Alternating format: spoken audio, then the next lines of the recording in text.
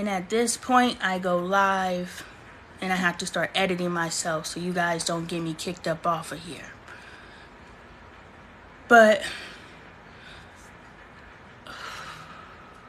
see, I got sidetracked from what I was talking about because now that I'm going live, I'm focusing on I can't say the things that I can freely say in my videos because when I'm live, I'm censored because I say something that offends someone, and in saying the truth is offensive. How can you be a truth teller when truth offends everybody?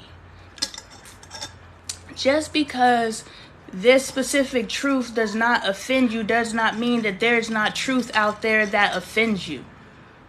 So how am I as a truth teller to know which form of truth is going to offend you so I don't step on your truth that offends you? I only know when your truth offends you because you expressed to me that it offended you. But if you're too busy being a hater and too busy being offended, you will never communicate to someone that impacted you so much that you got offended, because everybody doesn't offend you. Matter of fact, your best friend can say some really messed up things to you and they don't offend you. Why? Because you don't take them seriously.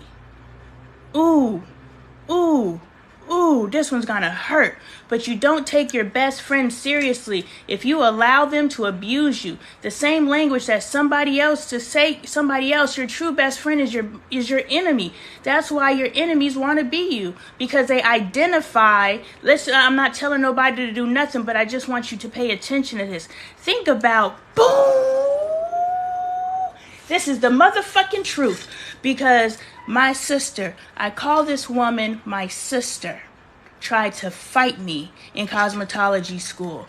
And this is how you know your enemy, that person, oh, I just don't like that bitch and I don't know why. It's because you see yourself in that person, and that's the person that's supposed to challenge you. If you can learn to like someone that you dislike for no motherfucking reason, like, think about it. In your life, you may not be in that space now because you've elevated past it and you stopped challenging yourself. But if there is someone at some point in your life, there was someone that you just didn't like.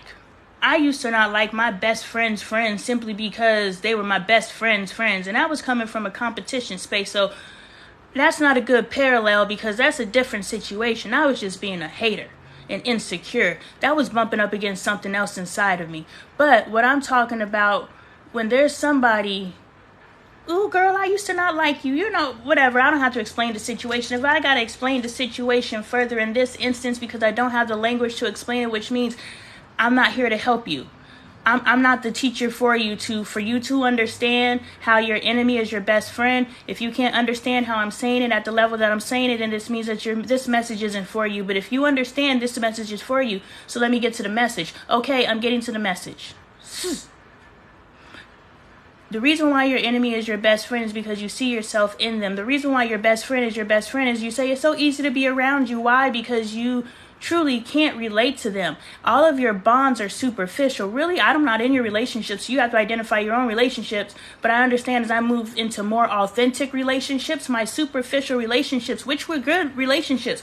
All trauma bonding relationships aren't trauma bonding relationships. Some trauma bonding relationships are just at the surface of trauma. Like, it's teetering on the edge. Yeah, I'm going to talk about my drama, but, we're going to kiki too. You know what I'm saying?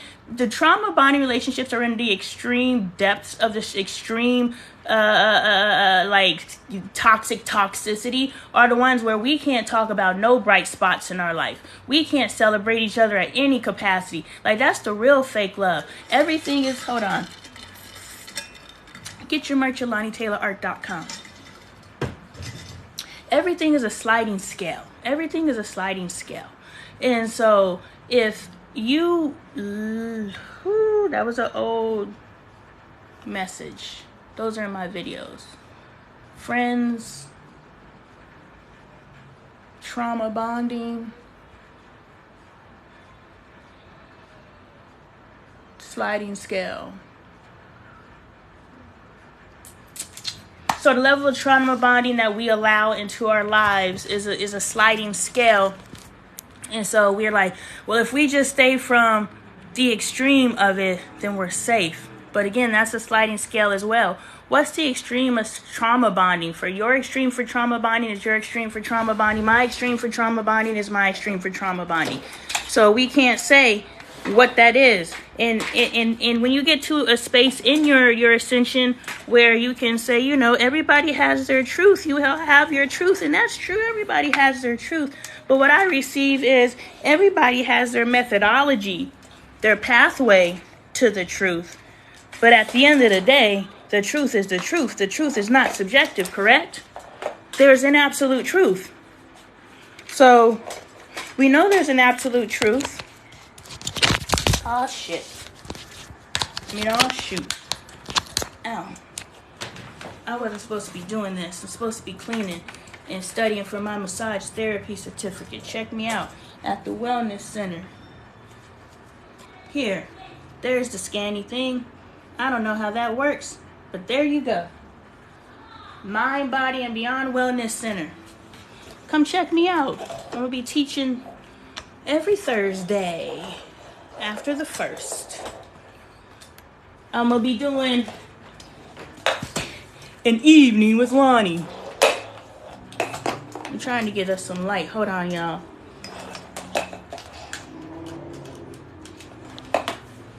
We talking about we ain't got no money. Do you know I begged my husband for this goddamn Oculus that I have used maybe a handful of times? And ain't there a mama out there who lost her life behind an Oculus? And I could take this thing for granted. But I won't let my kids use it because they're going to break it, because there might be a time where I want to use it.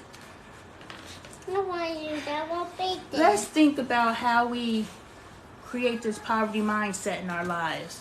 Because Spirit really wants me to drop this heat on breaking the poverty mentality thing. But let's think about how often, just in that story I told, lack thinking entered the chat. So, and abundance. Let's look at both sides, right? So, on the one side, what are you doing? I want to. You want a kiss? Well, there, here. Yeah. Thank you. So, on the one side, prosperity mindset. I was like, prosperity. Stop! I don't know what you're doing, but stop. Prosperity mindset. I said stop. Go clean something. I'm sure there is something for you to clean somewhere. I'm not playing with you. Prosperity mindset. I want this $300, $400 Oculus. I'm so spoiled that I've done nothing to deserve it because, you know, I'm a good wife, but I used to be verbally abusive. Look, hold on. Mommy, do you have a natural? No, I want you to leave my room. Please, quietly.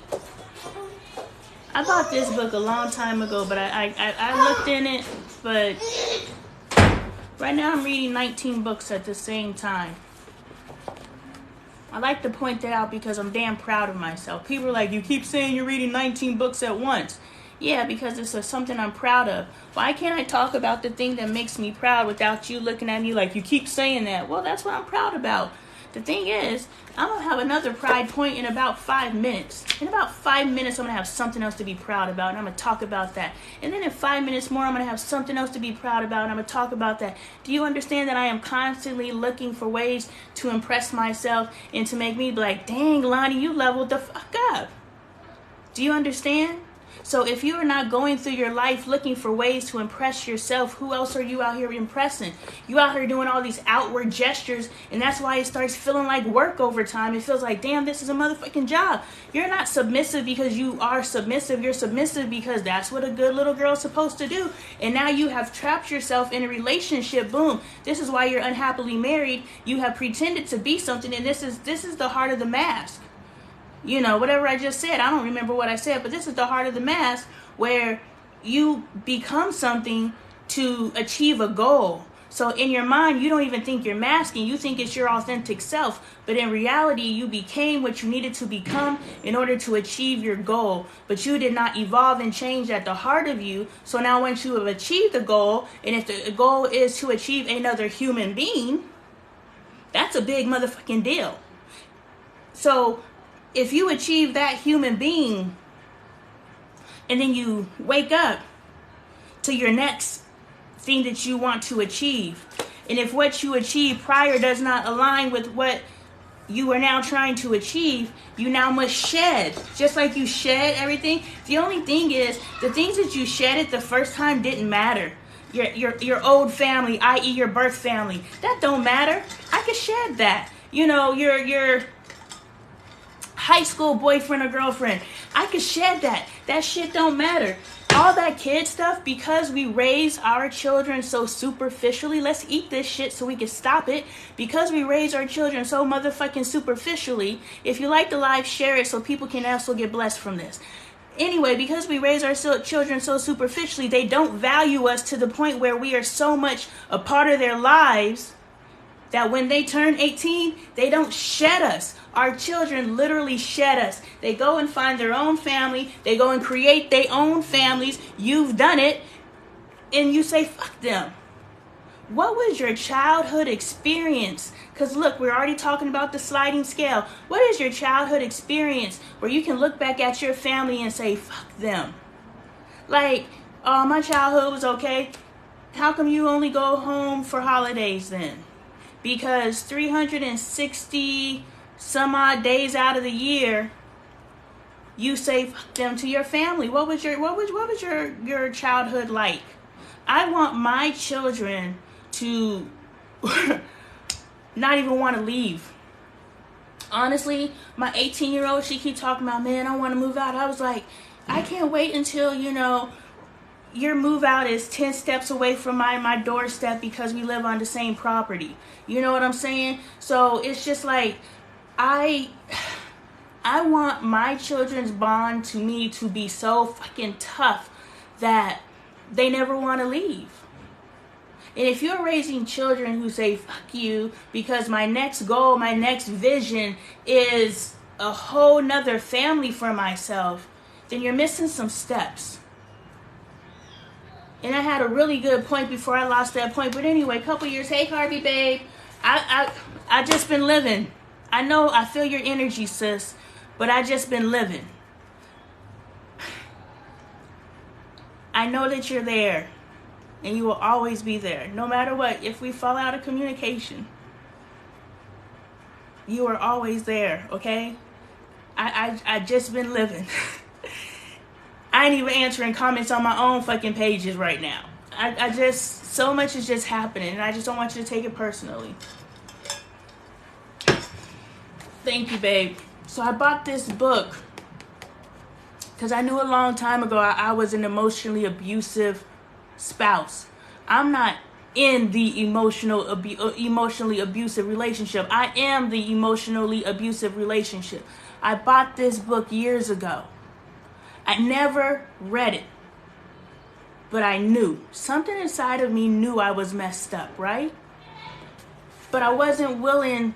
Like, I would have read this book and I would have just read this book. And this is why you guys are chasing this after this after this. Hold on, where's my book since we're talking about books? This is why you are chasing this after this after this. And you're saying, oh, no, this doesn't work. Oh, no, this doesn't work. No, you're not working it. What's the best that can happen? What I'm doing right now in these videos, ascending, I ascended during this, not this particular live, but the videos. I thank you for encouraging the views. The videos before this, yes. I experienced an ascension.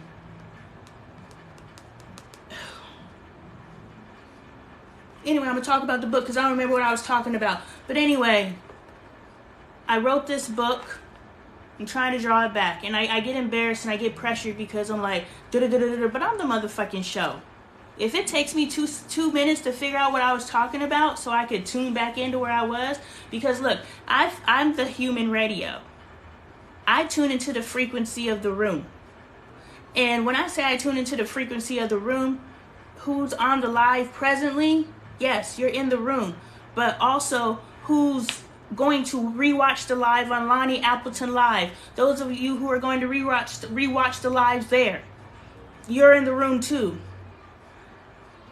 and those who are going to hear what I say and digest what I say and then take it into their world and say, yo, I was listening to Lonnie Appleton on As the Apple Turns. Yes, the word spreads through your mouth, not just mine.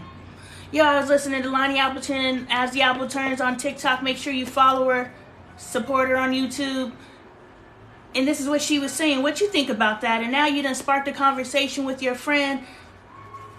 I'm there too. So when I say my messages are for my audience, I'm tuning my frequency into my audience and I'm delivering messages for my audience. What I'm saying is you're my audience. And even though my audience only accumulates to one or two at a time, that means who that one or two at the time was at that time needed that piece of the message. Therefore, I am no longer concerned about views. You do not have to be worried about the superficial world when you are moving in your spiritual world. In my spiritual world, I understand that what I'm speaking and what the frequency is that I'm speaking at any particular time is for one or two specific people at that time. Unless you are an individual who is able to understand all the frequencies that I tune to, or at least you're aware enough to know that I may not understand what she's saying right now, but I know that I will. And if I stay in the presence of this, I will take a seed in, and that seed will manifest in its time, which means, my God, I think I'm doing whatever they call them.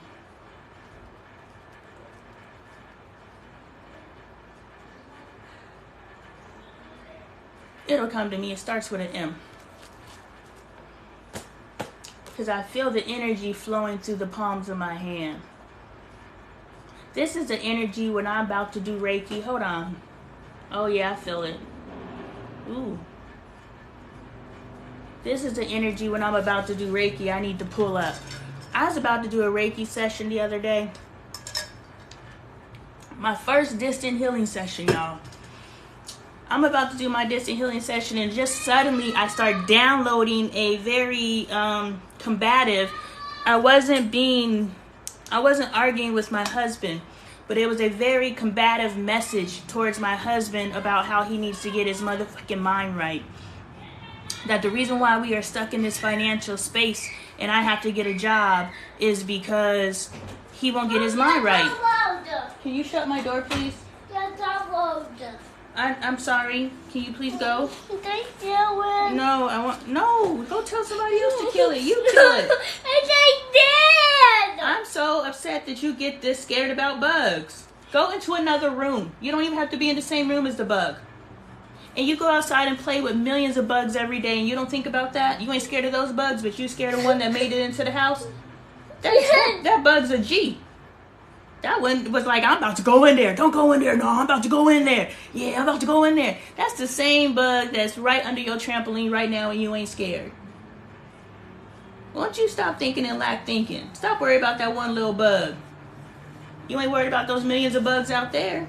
Or you'd never go outside. I don't want to go outside with a million of bugs. So you're not going outside anymore? Mm-hmm. Oh, you messed Just up. got one bug with Netua, me and my daughter and Andre. Oh, Andre's gonna get messed up by the bug too? Mm-hmm. He ain't even here. That's a powerful bug. Oh, Again, that's a powerful bug if it's gonna mess you, Michael, and Andre up, and Andre ain't even here. All those millions of bugs out there ain't gonna mess you up, even though you outside and all those, listen to this, even though you outside and all those bugs, they ain't gonna do nothing to you. But that one bug that defied the odds, that's a dangerous ass bug. Do you understand how every moment can be a moment? At your level of consciousness that you are, you can teach your child anything. You can teach your child to be limited in thinking. That's lack mentality. You're focused on one bug. You have all this fear that just came up in you because of this one bug. And in this one bug, you overlook the fact that you conquer fear. When you go outside and you see millions of bugs, you actually go hunting for bugs. My God, I went hunting for roly-polies. I used to mess with, what's his faces? We used to go hunting for snakes. But now I'm afraid of them. Because there's one by itself. Because it came to me. I did not come to it. So fear is just a control tactic. You walk in fear because whatever you are afraid of, because it is not Anya to like, as soon as he leaves the room, he starts screaming like, this is a problem. And no, I don't know how to solve it unless I'm active parenting. But, you know, I haven't been, because it takes a team. Andre was here, and his consistency, we were all able to consistently raise these children together, the collective, which is how it should be. It can't be the kids get to act any kind of way. Mom, Dad. No, when you put yourself as the only authority in the house and then you leave and you put your kids in charge, you've already snipped their, so to speak, because they've been equal to the other children this whole time, except for when I'm not here. But the other kids aren't at the maturation where they could be like, turn it on and off, turn it on and off. So the sooner that you move your family into a collective, the better. Which means there's no leaders here. We're democracy. We all vote, and you know who feels and what we do, and everybody has equal rights. Just because you have equal rights doesn't mean you have equal privileges. We just came to this because Angel was like, she gets to I can't think of what the specific thing is, but she gets to do what Bailey does. And I was thinking the same thing too. I was like, well, if we want to allow Angel the space to level up, we need to give her the level up privileges. But it's like, boom, we forget, because once we ascend to a new level, and we just forget, like, we no longer need those skills, so we forget those skills. But our children, because those skills were traumatized on them, they're like, nah, I ain't forget. Don't you remember when you used to boom, boom, boom? So thank God, you know, fortunately, we know that these are skills that we need to retain going forward. So we don't need to cause trauma in order for us to receive the feedback of, do you remember when? Because if we remember when, we remember that Bailey had to step her way up to the freedom she has. The issue is with our middle child, which is probably the most problematic child. Like, I don't know, because I've only raised the kids I've raised. But if we think about the middle child syndrome and all that stuff, there might be something there. The middle child is caught between a shift in parenting styles. So you're going from the strict, you know, stair step to freedom's parent to now I got this middle child, and I'm kind of relaxing on my parenting style because I'm understanding that you don't have to be that strict in order to raise a child. We are that strict with our first child because we absolutely don't know what we're doing. We don't want to mess this up. We don't want to be our parents. We don't. And so we are raising our first children in fear. Our second child, we have released that fear, which means we have ascended, and now we can say, okay, I understand that, because look, we don't control everything, right? We don't control anything, but we don't control everything, right? So sometimes those things that we said absolutely cannot happen, or I'm going to be a failure as a parent, they happen, and then we realize, oh, it can happen and it'd be okay. That's like I said in my journal, or I said in my book. They're not journals. When I said in my book, or I said on a video, I was like, grandmama's recipe has to be 4 pinches. 4 pinches. Not 3, 4. Not 5, 4, in order for it to be perfect. Anything different is going to be disgusting. Family swore by that for generations, until Aunt Pam accidentally only put 3 scoops. And she's like, fuck, I forgot. But then Pam tasted it and she's like, yo, this is actually better. So she serves it to the family, but she doesn't tell anybody she accidentally put 3 scoops in. She's like, oh my God, everybody's gonna know that I messed up mama, however many generations back, I messed up grandma's recipe. I'm in trouble. But everybody's eating and they're actually complimenting, oh my God, it tastes so good this year. Oh my God, you know, grandma must have came from the grave, you know. And so then we realize, yo, just because it's always been done a certain way doesn't mean it always has to be that way. The possibilities in life are endless. And I don't remember why I made that point, but that was a good point too. But we have to keep changing and evolving and believing that something different is possible for us and our children. We cannot, raising our children. And so, yeah, we raise our first children in fear, and, you know, we instill all of our fears of failure into our children, and we wonder why our children have so much fucking anxiety. That's why the firstborn have so much anxiety, It's because the parents transfer energy. We're all energy. The parents transfer their nervous energy into their firstborn, and now their firstborn has their same anxiety.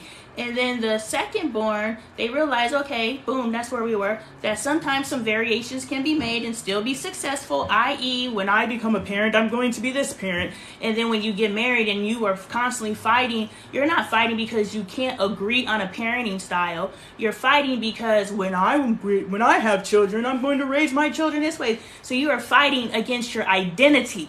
Do you understand? It is not that this person will not bend because if they don't want to align with your parenting style. This person will not bend because you are coming against the person that I said that I would be when I'm married. You are coming against the person I said that I would be when I'm a parent and everything, because nobody's really having these conversations because, hey, shorty, you doing too much. And then when a man finally gets in the mentality of, okay, I'm ready to marry her, now he puts on his I'm in charge pants. But nigga, you ain't ever ran shit. You ain't even ran your life. Let's keep it G. Your life started improving when you met the woman. And if you're with the woman and your life didn't start improving, you're with the wrong woman. Our spouse, boom, boom, boom, gender it how you want to. But I'm speaking from my perspective. Break it down and compute it in your head. Everybody keeps trying to change me. And out of respect, I don't mind changing. But even that respect that I'm changing, could it be possible that I can be myself sometimes? Do you understand? Until someone truly shifts over. That's why when someone tells you they change, but they still listen to this circumstances, everything is circumstances. But if someone tells you they change in a specific area, but they still manifest behaviors, they may not say things, but they still manifest the behaviors associated with that. What I want to say is a parallel that I made was, I just want to you. Got a husband that love you. I don't need you all in mine. That used to be my jam in my 20s. I would be up in the buzz. Like, I would even beep the words out. Yes, I would be up in the buzz, getting it popping to that song. And now when I hear that song, I'm like, my God, turn it off. And so I've evolved and shifted to a space where I cannot tolerate what I once tolerated. So if a person is capable, or if a person has said that they changed in that specific area, I think look, if you have a radar, I just met my sis. Hold that. I do want to come back to that, but if you just watch someone, they'll tell you who they are, is my point.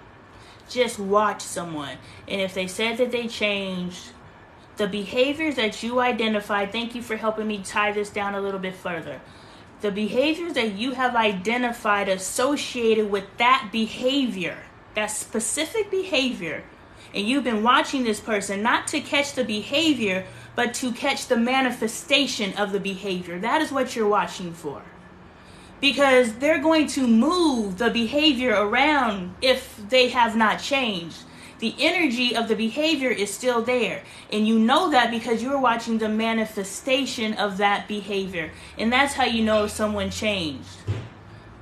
And they can oscillate back and forth. It's willpower. Sometimes when that song comes on, I'm like, yes, and it takes me back to my 20s. So now we're moving into nostalgia. It's not necessarily that I'm enjoying the song. It's the fact that I'm enjoying the nostalgia that is associated with that song. So when someone is looking at the willpower of the change, i.e. I haven't cheated in 5 years, and all of a sudden that nostalgia, somebody came into my life trajectory which triggered something that I should have talked to my spouse about in the first place. I am missing this from our relationship. So if I tell you that I'm missing this because I have the freedom of expression, you guys tell me I need to shut up. I'm never going to shut up. I will stop filming videos.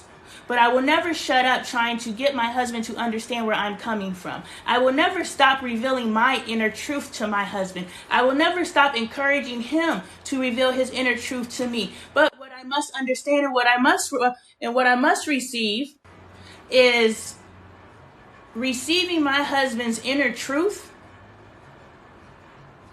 I cannot force it out of him. I have to trust that the seeds that I planted. I filmed a whole series on how to get money today. I unlocked the wealth code today. In theory, we all have different practical applications. How we get there is different. Some of us play basketball. Some of us write books. Myself included. Pick up yours on Amazon. Some of us do all these different things, to achieve whatever it is that we're trying to achieve, and we're unlocking the wealth code. Get your sister support Tumblr at LonnieTaylorArt.com, LonnieLifestyle.com. They both work. How we get there is different, but the code is still the same. That's where the magic is. That's where the magic is. The code never changes. The issue that the recipient is receiving, i.e., you get in front of all these messages. Like when I heard The Secret the first time, it made no fucking sense, but it made sense to some people, and they were able to compute the code, and they were able to say, yo, The Secret changed my life. Do you understand? And that's why I brought my book up. Because when you read a book, you watch a movie, you watch my videos, and you're not getting anything from them, and you don't understand what the hype is because you don't speak the language that I'm speaking right now. We get confused because we all speak English. But like I said, language is full of coded. Whenever I think about language, I think of like this shimmery thing that is just spinning around like this. And you see all the different, I hear the twinkly sound that you hear, jingle bells. That's the sound I hear when I think about language, and I see the crystallus. Now I understand why I've loved words. I've loved language my entire life. I truly love language. And I really don't understand people who don't. I don't understand. And the reason why I thought I loved language is because, I don't know, I just love language. But now I understand that I love language because language is coded. There are so many messages in language. And we understand that because people say one thing, parents say that they love you while they're beating you. That's some coded ass language. And that's just a tie back to the videos that I'll eventually drop wearing this shirt. But, language is just so beautiful because it has so much meaning. And so if you're listening to one of my videos and you're just like, well, she ain't talking about nothing, because I even listened to some of my older videos and I'm like, what the hell was I talking about? But at the time, it was so freaking profound. I thought about deleting my older videos just because of what I look like, because of what I sound like, because of all those different things, like I'm judging myself. And I'm like, no, because this is my authenticity in that moment. Just because I'm no longer her and she kind of embarrasses me, and the me right now is going to embarrass me, and probably the next me is going to embarrass me, and those types of things. I'm sorry, I want to read your comment, but I know if I read your comment, it'll take me off of my download, and I don't want to lose my download. But it may trigger another download. I'll read it in a second.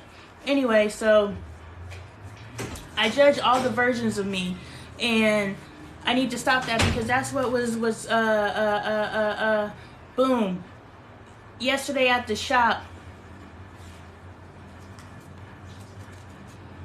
Mind, Body, and Beyond Wellness Center. Check us out. There's that thing right there. You just crossed my mind and I searched for you and saw you were online. Hey, Nene. Did I say Nene? Hey, friend, I can't read, but I see you, Booski, and your little itty-bitty head right there.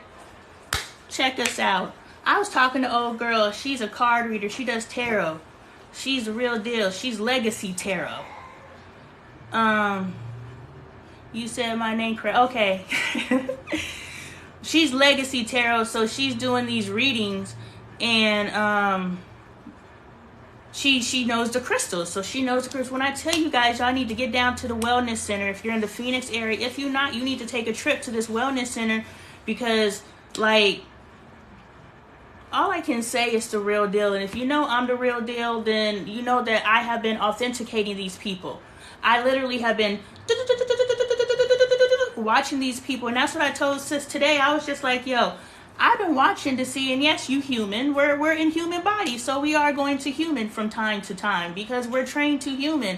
And as we start moving into our godness and our goddessness, we start separating from that humanness, but even in that separation from that humanness, we still are in a human body living in a human world, and so we're going to have human responses.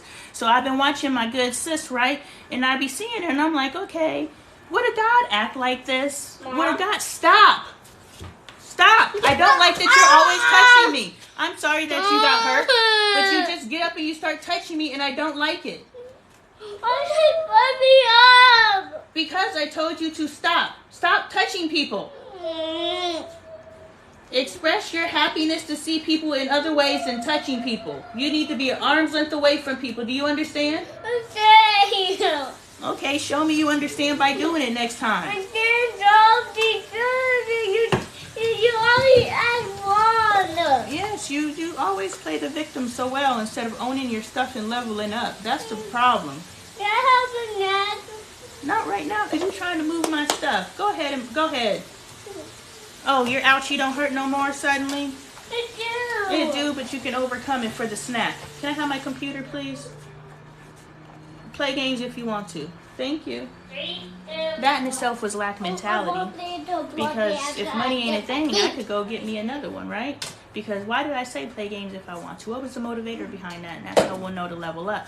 If the motivation behind it was, I need to teach him responsibility and playing with things that are not supposed to be played with, because that's something that he should value. Why should he value a computer? Then we wonder why our kids are so superficial. But everything good and bad. We should teach our kids the value of things. Don't let that drop on my hand. Stop playing with the water. We should teach our kids, you're welcome. We should teach our kids the value of things, but we also need to teach ourselves that nothing has value outside of yourself. If we would stop teaching our kids that things outside of themselves have value, then our kids will stop being superficial. Do you understand what I'm saying? See, I don't even understand how this happened. And I bet you my bathroom is covered in water too, isn't it? Yeah. I bet you it is. How do you have water all over you, but it's not all over my bathroom? I want some flakies. I know. How did you get all wet? From the way. So, be a team player. But stop thinking separative. That's a blocking as I eat my neck. See, you're still thinking about yourself. You need to think about everybody. I'm using my phone. Excuse me! You know better. Instead of sitting here thinking about what you want, you see me using my phone, so why don't you just let me use my phone in peace instead of you after I finish my applesauce. What about me? You know how if we don't have these conversations with our kids, we're teaching our kids to only think about themselves. You forget that every time you don't teach a lesson, and lessons are only going to stick in the moment. Every time I talk to my kids, and these are my children being in my classrooms, every time I talk to my kids are like, give me an example. Do you understand? Our kids are telling us how they need to be talked to in order to learn. They literally are saying, give me an example. And since our kid is saying, give me an example, instead of focusing on the small thing that they're saying, give me an example, you need to focus on the fact that you're trying to talk to your kid about a time that they did something, like this child banging something right now, and I'm going to just beat the... I never would, so why would I ever say that? But stop it! They're just so thirsty for attention, even though they get attention all the time. It's just disgusting. It's perverse, honestly. And I try to ignore the things that they're doing, but they are the type that'll just keep doing it until you give them that negative energy. And so I don't know how to move past this point in parenting, but I'll figure it out. I figured everything out. Stop. I figured out everything else up until this point, so I'll continue to figure it out. But bye.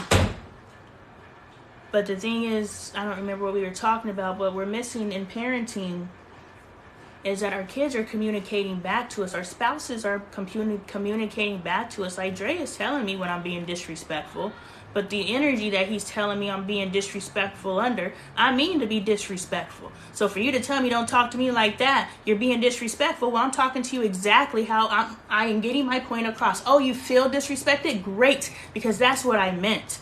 So it's those are the instances where you can't necessarily call out a behavior while it's happening, because you're almost confirming because of your energy. Now, if you're able to stay calm, like Oliver, the guy who taught himself how to read, if you're able to keep yourself calm, he was saying this on his live, while somebody else is yelling at you, and you're just really looking at them like, why are you yelling? Like, why are you giving this much energy to this situation? You know what I'm saying? So if you're the calm one in the situation, and you gotta read the situation to situation. Some people, your calm is only going to ignite their fire more. So you almost have to pretend to match energy, like that hour-and-a-half argument that I had with that chick where we fell out because she was a teacher, but I mistakenly made her a friend, and so we violently pushed against each other. When you take a teacher, someone who is supposed to come into your life, and that's when the energy is really high, right? So if you take a teacher who is only supposed to be in your life for however long they were going to teach you the message that they were going to teach you, then when you guys break, because you will break, it's going to be a huge explosion. It's typically going to be violent, because that's all we study here in this dimension is violence. So it's going to be violent. It's not going to be peaceful. So when I had this falling out with this teacher, because we weren't friends, but we tried to be friends, but we had to break apart. So there's no bitterness there. And that's why when we did break apart, I said it was weird, because I couldn't put my words on it. It wasn't good. It wasn't bad. It was just in the fucking middle. And what the hell was in the middle? I don't know. We just broke apart. I've never broken apart with someone like that. I've never argued with someone and not be upset and giving it that energy and still having that. But not saying verbally I love you, but still having that, I really don't have a problem with you, but we can't be together type of energy. You know what I'm saying?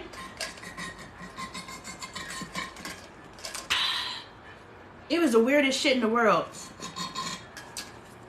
And so, sorry. My ear is itching, and I'm on live, so I gotta scratch it. I apologize. Anyway, it was just weird energy, and at the time, and look, that happened back in March or something. Here we are in November, and I'm just now cracking the code. I didn't keep talking about it and talking about it. That's why we keep talking about something, because it keeps bothering us, and we don't know how to crack the code, so we just keep talking about it and talking about it. But the thing is, we're trauma bonding when we're talking about it like this. But if we talk about it when it's relevant, that means we're trying to figure it out. And I may be talking to someone or in the middle of a conversation that can help me unlock this. That's why you start, vibrating within your tribe. Make sure you check out our sister circle. It's at our wellness center on the 19th. These are the type of conversations we're going. Well, I'm leading this one. The sister circle is going to be everybody talking. But we'll be in a room of people that are all vibrating at a higher frequency, at different ways of expressing said frequency.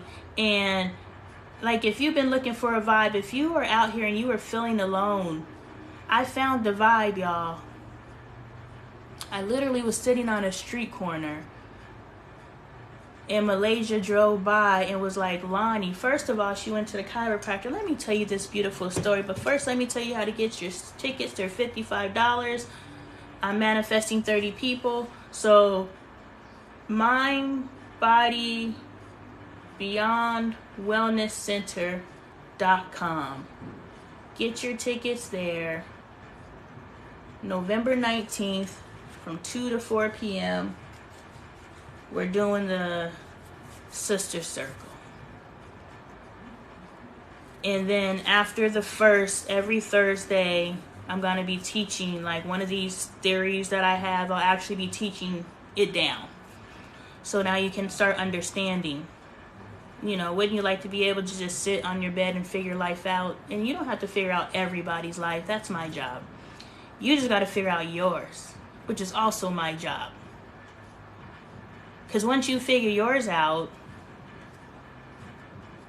you'll inspire other people to figure their lives out. You inspire somebody. You just have to decide what type of inspiration you're giving. Are you giving false, superficial, look at how shiny I am inspiration? Or are you inspiring from a place where, I've evolved to a space and I can teach you how, because I paid attention. I didn't just evolve. I actually paid attention to my evolution, so now I can tell you about it. And I can teach you how to do that, because you don't know what to pay attention to. There's so much going on. It's all those tentacles. You don't know what to pay attention to. But pick me up on a one-on-one basis and I can teach you what to pay attention to. If you're in the Phoenix area, check out our classes. I can teach you. I have mentorships. I do home parties. I can teach you. Trying to piece all these videos together and you're still not quite figuring it out. It took me 10 years. I'm not sure how long you've been on the journey, but you could kind of accelerate it for $255. But choice is yours. I've talked about a lot of stuff tonight. I think I'm done. This was a great talk. Together we stand, divided we fall. That's why I clicked on this thing, and I will finish that thought. How powerful of a people were they that they literally had to bomb them to get them off the face of the earth? Off the face of the earth. We take this stuff for granted, but if we don't look at the magnitude, we looking at the travesty. It's terrible. But let's look at the power, the magnitude. Like travesty, what does that make you feel? I don't know. Magnitude, what does that make you feel? Let's look at the magnitude of a people that they dropped a bomb on their own soil.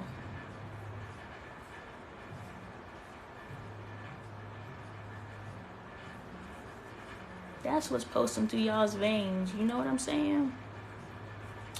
That's the lie they want you to believe that you're not. They don't want you to know that you're superhuman. They don't want you to know that you're a demigod. They don't want you to know. Because if you knew, you wouldn't need them and their money stops. Because they're thinking in lack thinking. Because if they were thinking in the abundance of all, they would understand that even a God like to unplug and be human sometimes. I like to unplug and be human sometimes too. I like to not think. I like to watch the dumb, reality TV shows too. That video of that little boy where the dad is trying to give the little boy a piece of candy and the little boy is like, "No, you're not mommy, you're not mommy." And everybody's like, "That's such a cute video." And sometimes when I drop into my human, it don't drop right, Sometimes it don't drop right. And I watched that video and I wanted to be like, yes, I get it. I get it's a cute video. I get it, it's a cute video. But all I saw in that video was a child that has been so traumatized that he will not listen to his father, which means dad's castrated. But the son is castrated because he is a young black boy who will soon be a black man, but he is a young black man because I don't raise children, I raise adults. Merch at LonnieTaylorArt.com or LonnieLifestyle.com. This young black man is fearful of his black mother and will not take candy from his black father. How? Twice. And I don't know the background of this video. This is just all that's going through my head because this is the level of consciousness I live on. I don't live on the level of consciousness where this is a cute video anymore. I am aware of that level of consciousness. That's what our kids are always trying to remind us of. Remind me. Tell me exactly when. That's why you tell people when they're doing it. This is an example. What you've been telling me to give you an example, this is an example. But anyway, I want to get back to this video. I don't live in the consciousness where the genuine fear that I felt from that video. See, you have to understand that there's a level in your ascension where you actually start feeling energy. Those of you who are at the level of ascension where you start feeling energy, you guys probably feel my energy all over this live.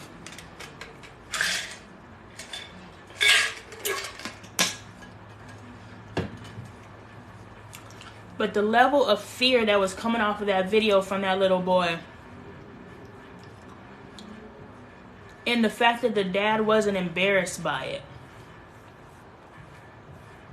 My dad, Jay's at another level of consciousness. Some of y'all would say that my husband experiences things that he should be embarrassed by. But my husband doesn't live in the level of consciousness where the things that you would be embarrassed by would embarrass him. Do you understand? We all live in different levels of consciousness. Which means what would embarrass you won't necessarily embarrass me, and what will embarrass me won't necessarily embarrass you. Thank you for the love. Thank you, thank you. And so, the fact that this dad is filming this video and laughing because his son will not take a piece of candy from him until he gets okay from mom. And this black man doesn't have a problem with this, so much so that he uploaded this on social media to get them likes up. I've done it. I'm not talking about it. I'm talking about it. Let's learn.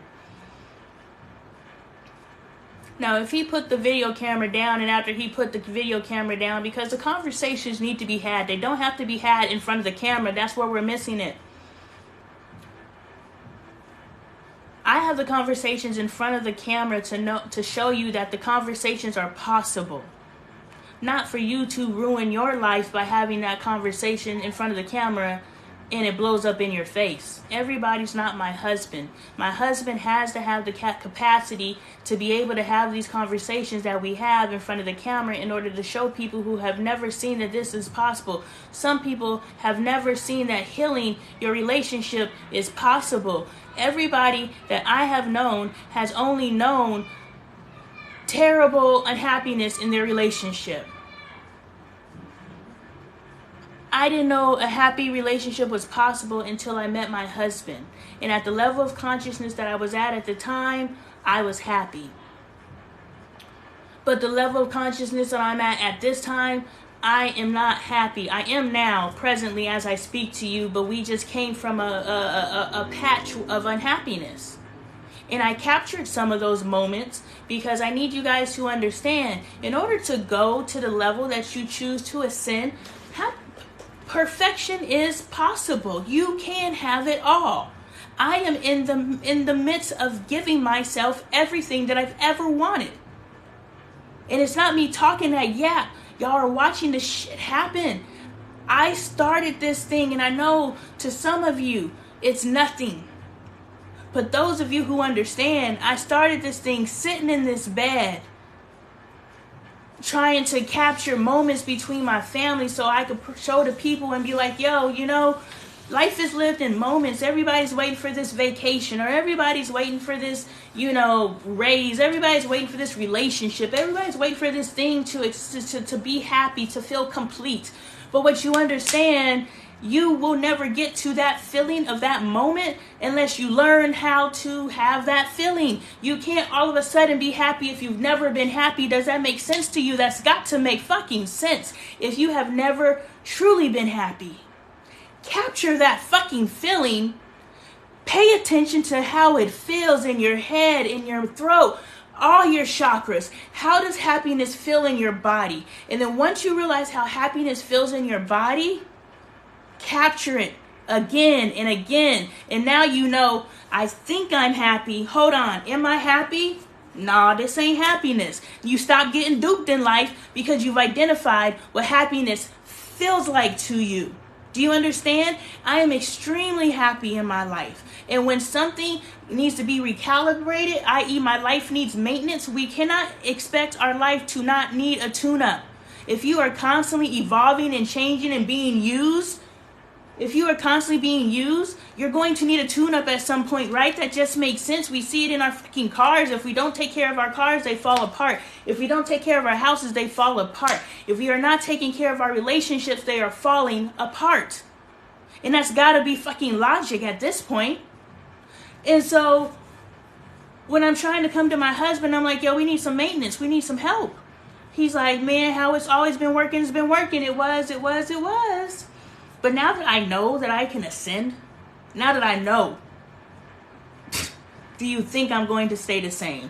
I hear all these people saying, once you go into the light, you can't go back. Once the veil has been lifted, you can't go back. Once you know that you can ascend, you can't go back. Once you know how to ascend, you can't stop.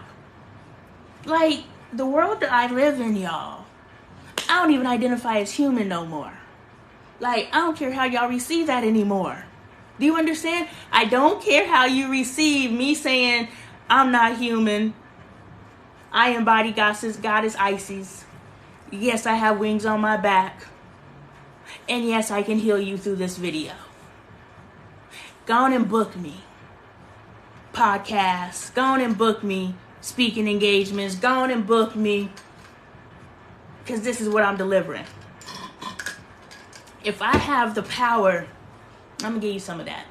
If I have the power to heal,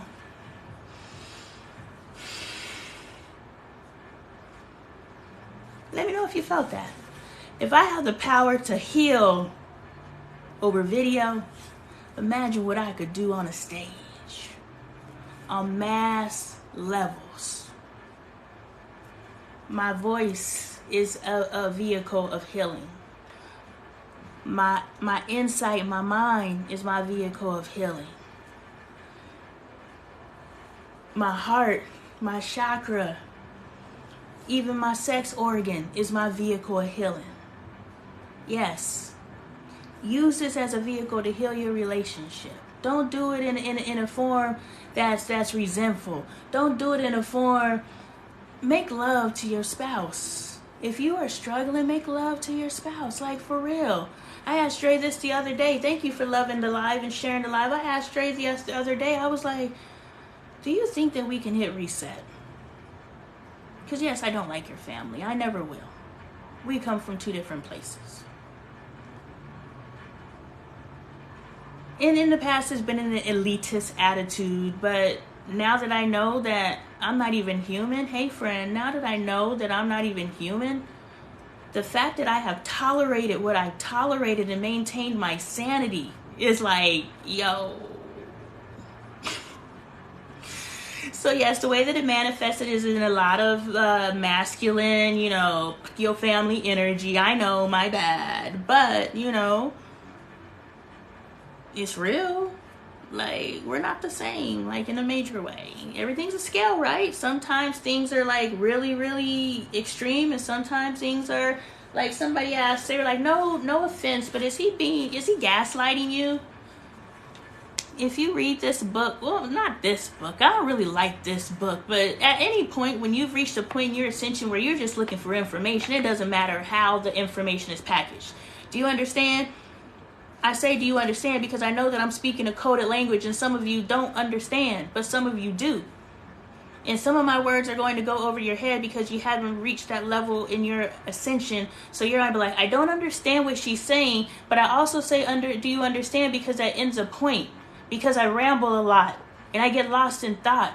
Because my downloads just keep shifting and shifting and shifting. Vaughn, I've changed so much, haven't I? I'm a fucking weirdo now, Vaughn. What the hell happened? Have I reached your level yet? Man. Anyway. Man.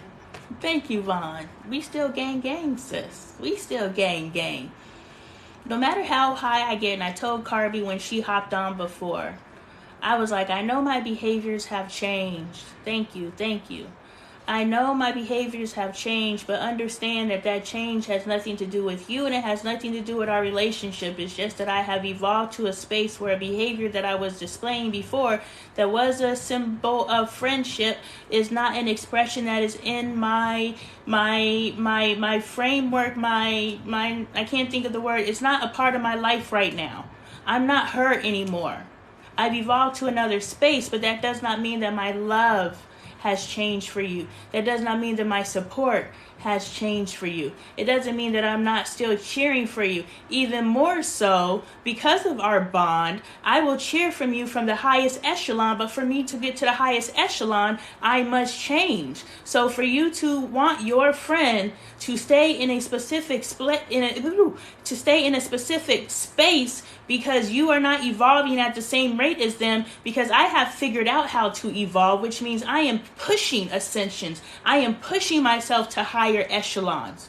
I have pushed myself from Lonnie sitting up in her bed in June saying I'm going to change my life to Lonnie, who, a shaman, a motherfucking shaman, which I never thought that I would pass across, a motherfucking high priestess, a motherfucking walk-in, like the people that I am meeting right now, y'all. I am meeting supernatural beings right now. It's fucking crazy. And I know that they're supernatural beings because I'm a supernatural being, and I'm not too embarrassed to admit it now. Boom. I'm not too embarrassed to admit it now. I wish I hadn't incarnated in this cotton-mouthed ass, runner-mouthed ass girl, though. Her ass got the most cottony ass mouth but won't shut the fuck up. She said she was gonna stop filming videos 2 hours ago. She filmed so many goddamn videos, she had to go live. And yes, I'm talking about myself in the third person because there's two entities or beings or whatever you want to identify live inside this body. Keeps changing who this is, but right now I'm Isis. Goddess Isis. That's who I share my body with. And Lonnie's still in there too. Lonnie ain't half-ass bad. Lonnie be spitting her shit too. But I'm transforming into Isis. You can transform into whoever you want to. I found out who I was because Malaysia told me. I'm telling you, if y'all in the Phoenix area, even if you're not in the Phoenix area, y'all need to fly y'all's asses. If you had a chance to be around Mother Mary, because that's who incarnated, she got a hell of a story. You go hear the story. I still haven't caught up on your videos. Keep doing you. Thank you, babe. I'm going to start shifting. You know, I continue to shift. Hey, C Bizzle. I continue to shift my message, right? I've been good, babe. How are you? I continue to shift my message. So it has gone from, you know, let me show you these cute little moments so you can stop taking moments for granted to, you know, my husband said he's tired of me shoving the camera in his face, so now I got to just sit in front of the video. Casper, do you remember that? Do you remember Casper? Because you were one of the people who commented when I said, is it okay if I just start sitting and talk in front of the videos? And see, Bizzle was like, this your motherfucking page, do you? Y'all check out all the homies in the chat right now. All these are day ones. Day ones, spitting game, spitting theory, check them out. Anyway, you know, I went from, you know, is it okay if I talk in front of the camera to, you know, healthy family advocate. Remember when it was like the whole title just, thank you, babe, the whole title just changed and I was just laughing at myself to half. Oh, do you remember Lonnie's World?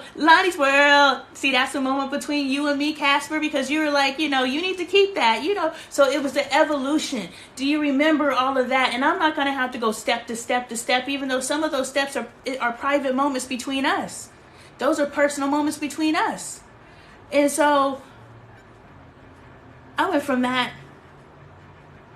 in 8 months. I am sitting in rooms with shamans. I am sitting in rooms with walk-ins. I am sitting in rooms with people who see UFOs and can show me.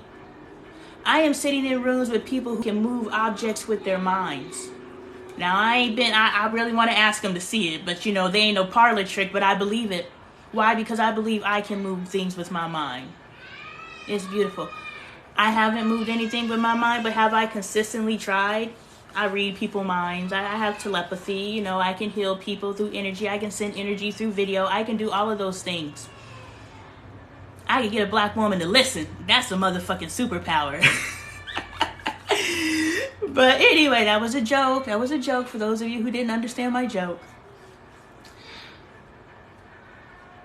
But if I can do all of those things, I most certainly can move things with my mind. If it's possible, I can do it. And who told me it's impossible but me? So I'm saying it's possible for an orange to wink his eye. Who said it wasn't possible? Somebody made it so. What?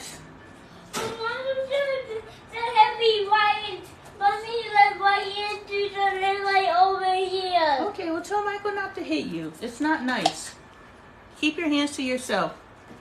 He doesn't hit him. No, go that way. I don't want you in here. I want you to leave. No, I want you to leave. I appreciate you. My lip. I know, but your lip can hurt out there. I want you to leave and go tell your brother to turn the TV down. Thank you. And you left my door open. Like, your layers of disrespect are, like, they're piling up.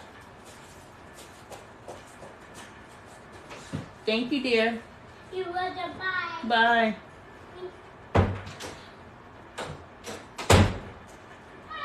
Y'all see how my parenting has changed? Like, I'm just saying. I went from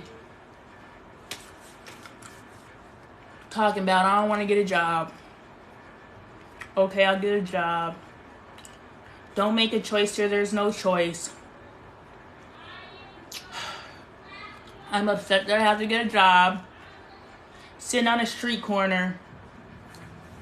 This chick walks into the chiropractic office and she has on a yellow thing, hijab. Oh, thank you. Just loving on me tonight. She has on a yellow hijab and I'm like, okay, yellow. And when she walks out, she tells me from her perspective, she says, Spirit told her to look to the right. And she's like, what am I looking to the right for? And she looked over and she saw me.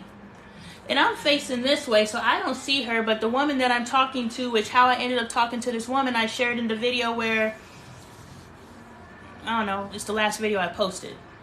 You know, I'm talking to that woman, somebody I don't know, but somebody said, you know, hey, you guys might be able to partner and do something. And the sister circle that I'm throwing November 14th, hosting, starting, whatever, you know, came from that meeting. She backed out, which I knew she would. It was crazy because as soon as we walked away in a partnership, I don't care what anybody says. And I went and I sent over, I was like, I don't have a problem partnering with you. Spirit told me I will help you achieve whatever it is that your dream is. And then at the end, I just asked that I walk away with my brand. Like, whatever we build together, no, I just helped you build it. I don't want any part of that. Whatever your brand was before that, I don't want any part of that. I just want what I built. And what's so amazing is what I was typing up. Please go. No, I don't want a part of this. Please go. My mother put me Okay, stop finding yourself in a position to get punched. Like I told you, be an arm's length away from people and they can't touch you. You're making choices to be in somebody's space. Make your better choices. You see how we always tell our kids, go tell so-and-so not to do something instead of telling our kids what they need to do to be wiser and smarter? Boom. I just had an ascension. Y'all see how easy that was? I gotta pee, y'all. But I got 2 eyes on me. I'm afraid to move. But anyway, you know, forgot what I was talking about. It was good, too.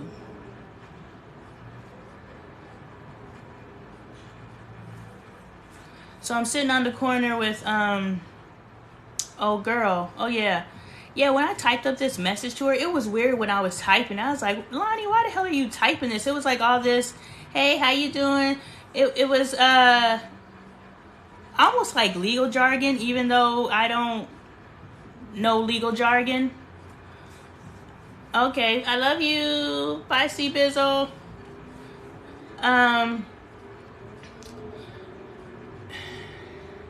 Yeah, it was kind of like this legal jargon, like, God told me, because Spirit talks to me, I deliver messages to people all the time.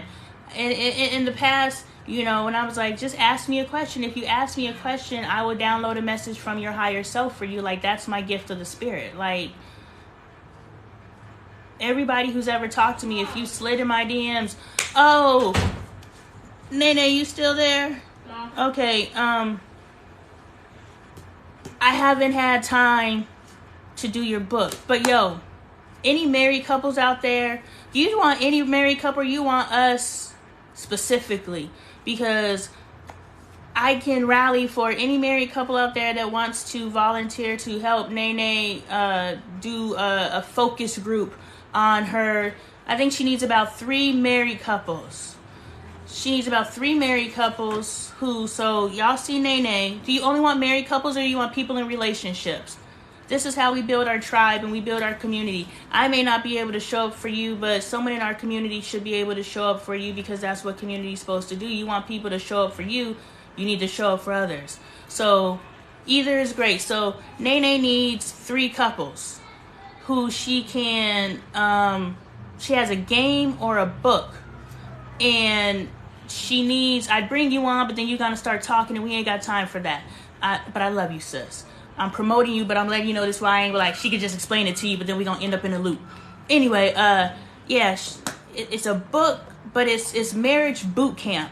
So she could send it to you, and she needs honest, it's a marriage boot camp work. So she's trying to help y'all. So help her, help our community by being a test group and giving her honest feedback of what works, what doesn't work, and how she can improve upon this, so now she can put something out into the universe. And yes, you may not have any direct benefit from the profit she makes from it, so don't sit there and be bitter. She using my ideas, or I'm not going to give her my ideas. And that's separative stuff. When one of us win, we all win. You know what I'm saying?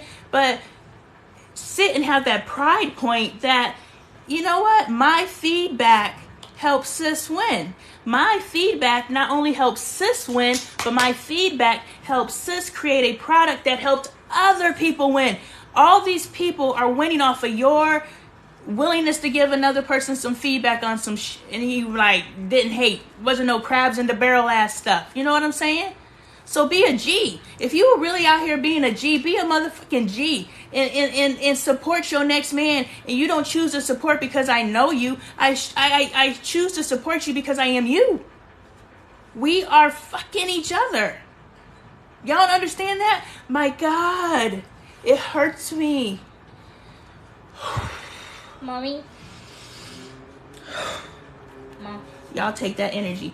What? You see me in flow. You could answer me, so Kaden was doing something bad.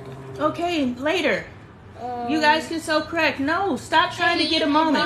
Stop trying to get a moment. I am going to overtalk you every time because you're trying to get a moment. Leave my room. Leave my room. Stop. Because you're being disrespectful. I told you we will talk later. Respect me. Do you understand? Yes. Your respecting me has to mean more to you than you getting what you want off for attention. Both of you, please leave. I want you to go. I want my space private. I don't want your energy in my energy right now. Can you please go? I don't want to work. That's fine. You can do that outside on the other side of the door. I appreciate you. I didn't go outside of the door. You can and you will. You won't help me. Why? I want you out.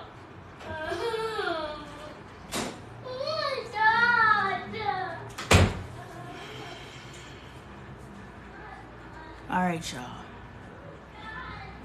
Me and these kids. Well, I'm going to go to the restroom, Nene. I think that I linked you up.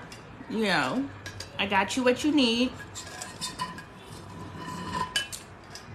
If at the very least you know that I didn't just, you know,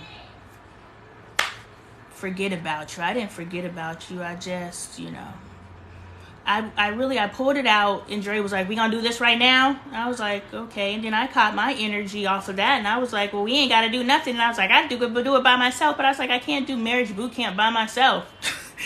And so it's like, I just haven't reapproached it. Originally, it was from bitter energy. Thank you. Originally, it was from bitter energy, like, fuck you. You know, I don't need you, but this is literally something. So here is my feedback. So here, boom.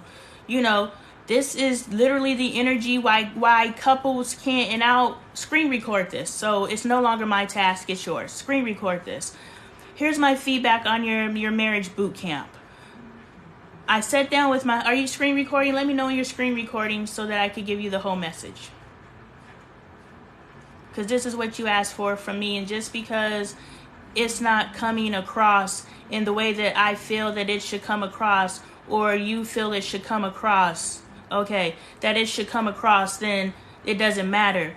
But you asked me for my feedback, and I'm enough in my divinity that I can download the message that you need on my behalf, on Lonnie's behalf, on your higher self's behalf. And this is what your sessions are like with Lonnie. So you should go book one over at LonnieLifestyle.com. I'm just saying.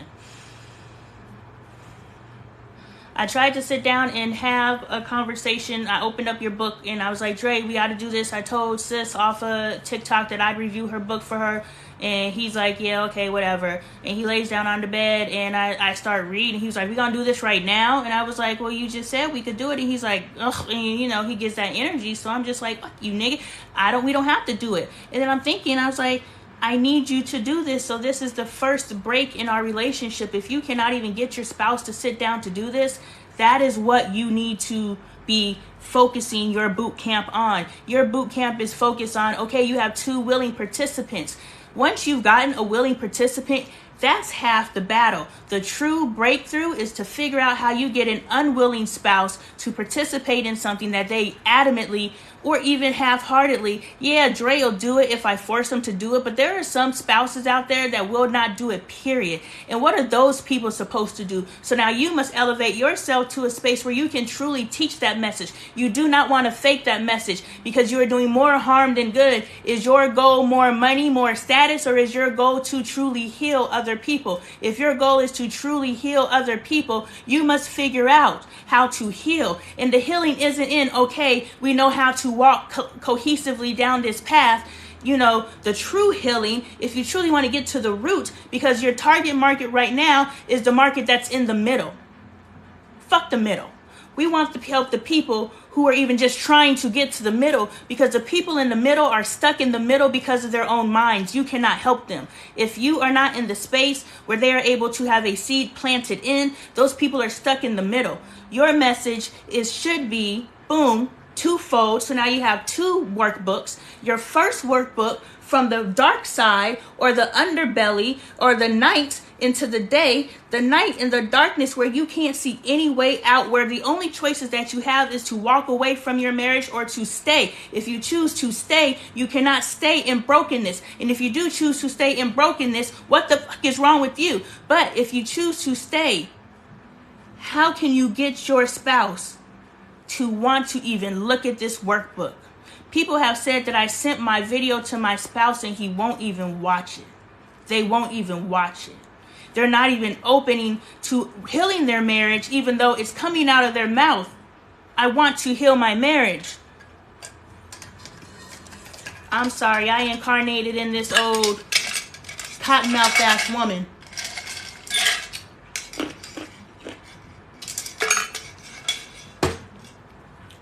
If they're not willing to even look at the fucking tools that you're putting before them to save your marriage, what the fuck? Is that block worth fighting for? And in fighting for marriages, friend, you have to understand that some marriages aren't worth saving. I had to come into the understanding that some marriages weren't worth saving. Because Dre was like, you out here breaking up marriages. Some marriages need to be broken up. That's for you to decide.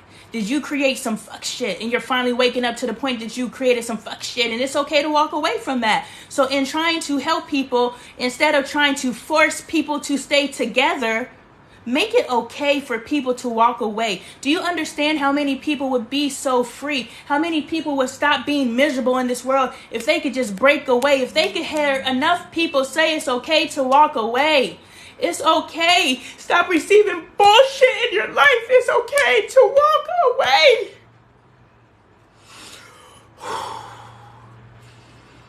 That energy came. That ain't even my tears. It's okay to walk away. Your higher self wanted that message delivered, not your higher self. Well, yeah, your higher self wanted that message delivered, not to you. I don't know your situation. I'm not pretending to know your situation. I'm saying that is what you need to convey in your workbook. We need to know that if it's so far fucking gone, it can't be saved. It can't be saved, and it's okay. It's not a failure. You got into something unaware, and you can take my words verbatim. I don't care. This is your higher self talking. So for me to say, oh, she took my words, you can cite your source, but even that's in my ego. But if you want to give me flowers and say, yo, my friend Lonnie delivered this message, and I want to capture it in this workbook. You can definitely send some eyes my way as I send eyes your way. You understand? That's how we look out for each other. It's not ego. Yo, can you think about me and mention me? No, it's, yo, sis delivered this message for me and I'm able to give it to you. So I'm just going to shout her out real quick. So let people know it's okay to walk away. That's going to be what differentiates you from everyone else, is after you've done the work. If you can't even get to open this workbook, that's some shadow work for you to do. In the case of me and Dre, that was a whole nother message. That's not even the whole me and Dre message. That just came from the first. That's why when people are like, I'm not having dinner with Jay-Z, yo, I said like 6 words and then just went off on that. So you don't know what 6 words Jay-Z can speak that can speak life into you if you're capable to actually hear the shingles on the words. If you just hear the words coming out of somebody's mouth, they ain't said shit. But if you actually hear what they're saying, actually hear, computing that shit. This is a fucking computer. You start computing what they said and you actually hear what the fuck they said. Those 6 words gonna feed you the fuck up. Anyway, so me and Dre, it wasn't an unwillingness to work on our relationship. Me and Dre are working on our relationships backwards and forwards and sideways and to the point where my teacher messaged me when she was like, that man is gonna leave you and there's other women waiting on the wings for him. I know there's other women who want my husband. He's an amazing man. You should go find your own, because I guarantee you, if you get my man, you ain't gonna want his ass because he's mine. Like, that's not a possessive thing. It's just he was put on this earth for me. And so I can say he's mine. I'm not delivering your message. I know you've been recording for a while, but hey, if I take up an hour of your fucking time, I wrote an hour of your book, so there, you're welcome. And you read my book. You already know how I write, so is it worth it? You decide. Anyway. This live will be reposted if somehow I don't manage to get this live. Hey, Von Treese is back with the glasses.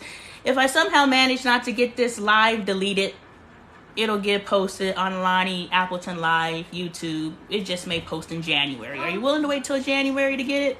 It's up to you. Mommy? Yeah. Mother, what doing this? No, stop claiming on me. I told my mother what he doing this and doing that. No, I don't know. Tell him to stop. Anyway. Hi. Here's what my mentor told me. Bye, dear. I love you. Here's what my mentor told me. The kids get enough attention. Maybe she wasn't delivering this message to me. Now that I'm delivering this message to you, maybe this is why she keeps telling me the kids get enough attention. I'm just like, okay. And she said, you need to pay attention to your husband. You're about to lose your husband.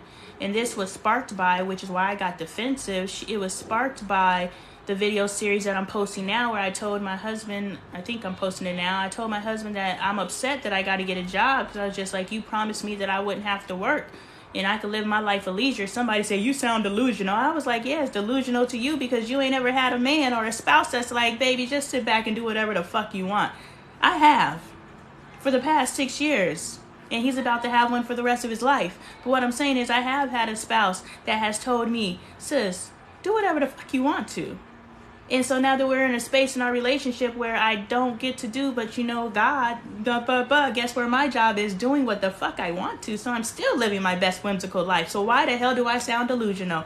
And so this is another part of the marriage boot camp, friend. Being willing to allow your spouse to be. Choosing a spouse that can allow you to be. Me and my husband, and he let me in his finances. Boom, here's another piece. My husband let me in his finances while we were still friends. We weren't even dating. I was in California, and he was like, he makes $300 a day. I was like, nigga, ain't no way you make $300 a day. He was like, I do. And that's a low day. This nigga's making $800 a day as a barber. Like, real talk. This nigga was coming home with $1,000 a day. I'm about to remind that nigga that stuff. Do you remember you used to make $1,000 a day? What the fuck? And you sitting here accepting this for yourself? You need to fix your motherfucking mind. You had $1,000 days, and now you can barely make the fucking rent. You gotta ask for extensions? What happened to the motherfucking making $1,000? Oh, the economy. Fuck the economy, because the economy been economying. But somehow you was doing it. Capture this feeling that you had when you were making $1,000 days. Can you think that you can sit in meditation with yourself and ask your higher self enough to deliver to you, how did I create that energy so I can recreate it? And you don't think that if you live in expectancy that you create it? I'm not delivering your message right now, so if you want to stop recording, but if this is still valuable to you, you can keep it. I'm just telling you that this is not your message, it's just a message. But if you can recapture the energy that created those $1,000 days, then you can create those $1,000 days every day. And you cut yourself off because it's not immediately, because you think somehow in your brain that you suddenly created this $1,000 day. Nigga, no. I met you in cosmetology school.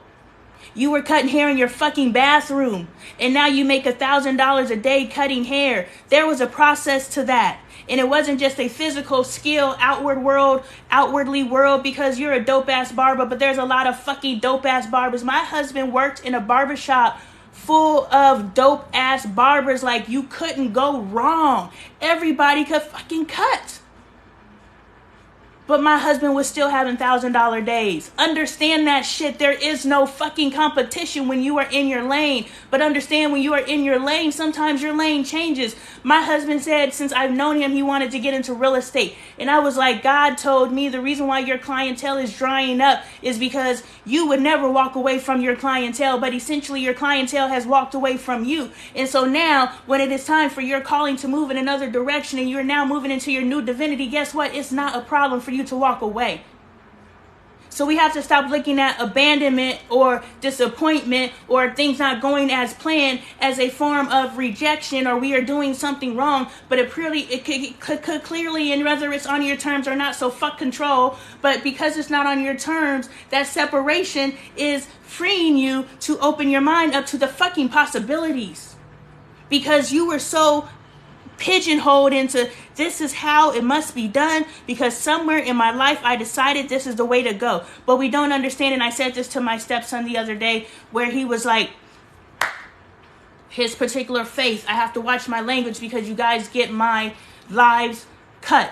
But his particular language or his particular religion is the only way.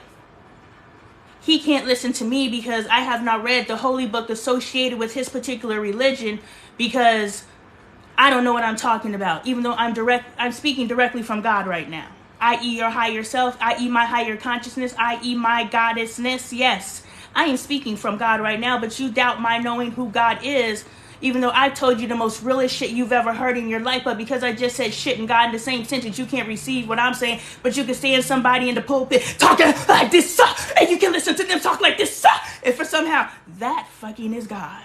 But this can't be God because I said fucking God in the same sentence. Give me a motherfucking break. Yo, I am going to take a break. My ass is going to go to the bathroom because I got old lady bladder and cotton mouth. So hopefully y'all still there when I get back. Maybe this food is worth waiting. Go to the bathroom yourself. Y'all like, Lord, you got me. Just go and get your refreshments. I'll be back. This is our intermission. Like, real talk, this is our intermission. People gonna pay for this one day, and y'all getting it for free. People are going to pay like they pay for Alicia Keys tickets for this, and y'all getting it for free. And right now it's intermission.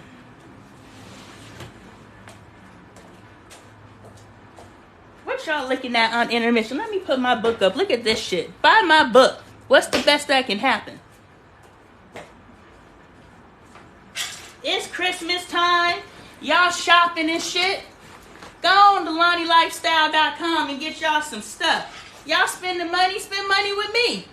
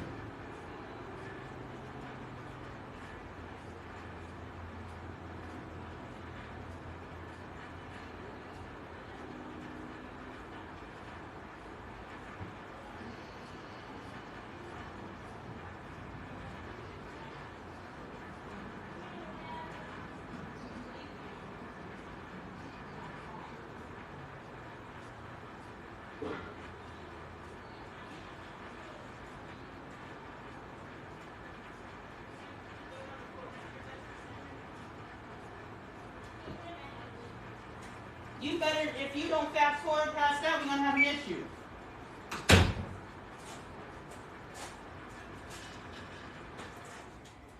All right, I'm back.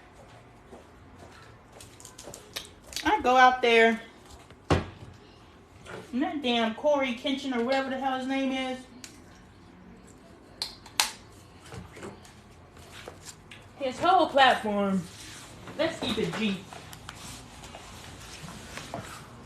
And we know that because my kid, thank you for waiting. We know that because my kid, who is 6 years old, wanted to be Corey Kitchenson, whatever the boy's name is, for Halloween. So this man, grown-ass man, whole platform is built on the backs of children. Playing these video games. So he's playing this video game that has this, 50s theme, the pop art kind of, sultry scene. They're even playing the little cute little elevator music in the background, setting the mood at a child's level, right? We make it to appeal to children. You, not me. Not you, they. They make it to appeal to children, and so, but they market it towards adults, and that's how they get away with their stuff. I gotta speak in code because you guys will get my live banned, but that's how they sneak it in, because they make it to appeal to children, but they market it towards adults, and then adults protect it because it appeals to their inner child. I love Shrek. I love watching Shrek and their crude jokes because I was able to sit and watch a cartoon, which I still enjoy. I have Naruto and Naruto Shippuden, whatever the hell. Like, I got sucked into that. Like, that stole my life. I was on my computer on Crunchyroll, like, looking for the subbed in English version. So, I love me a good cartoon.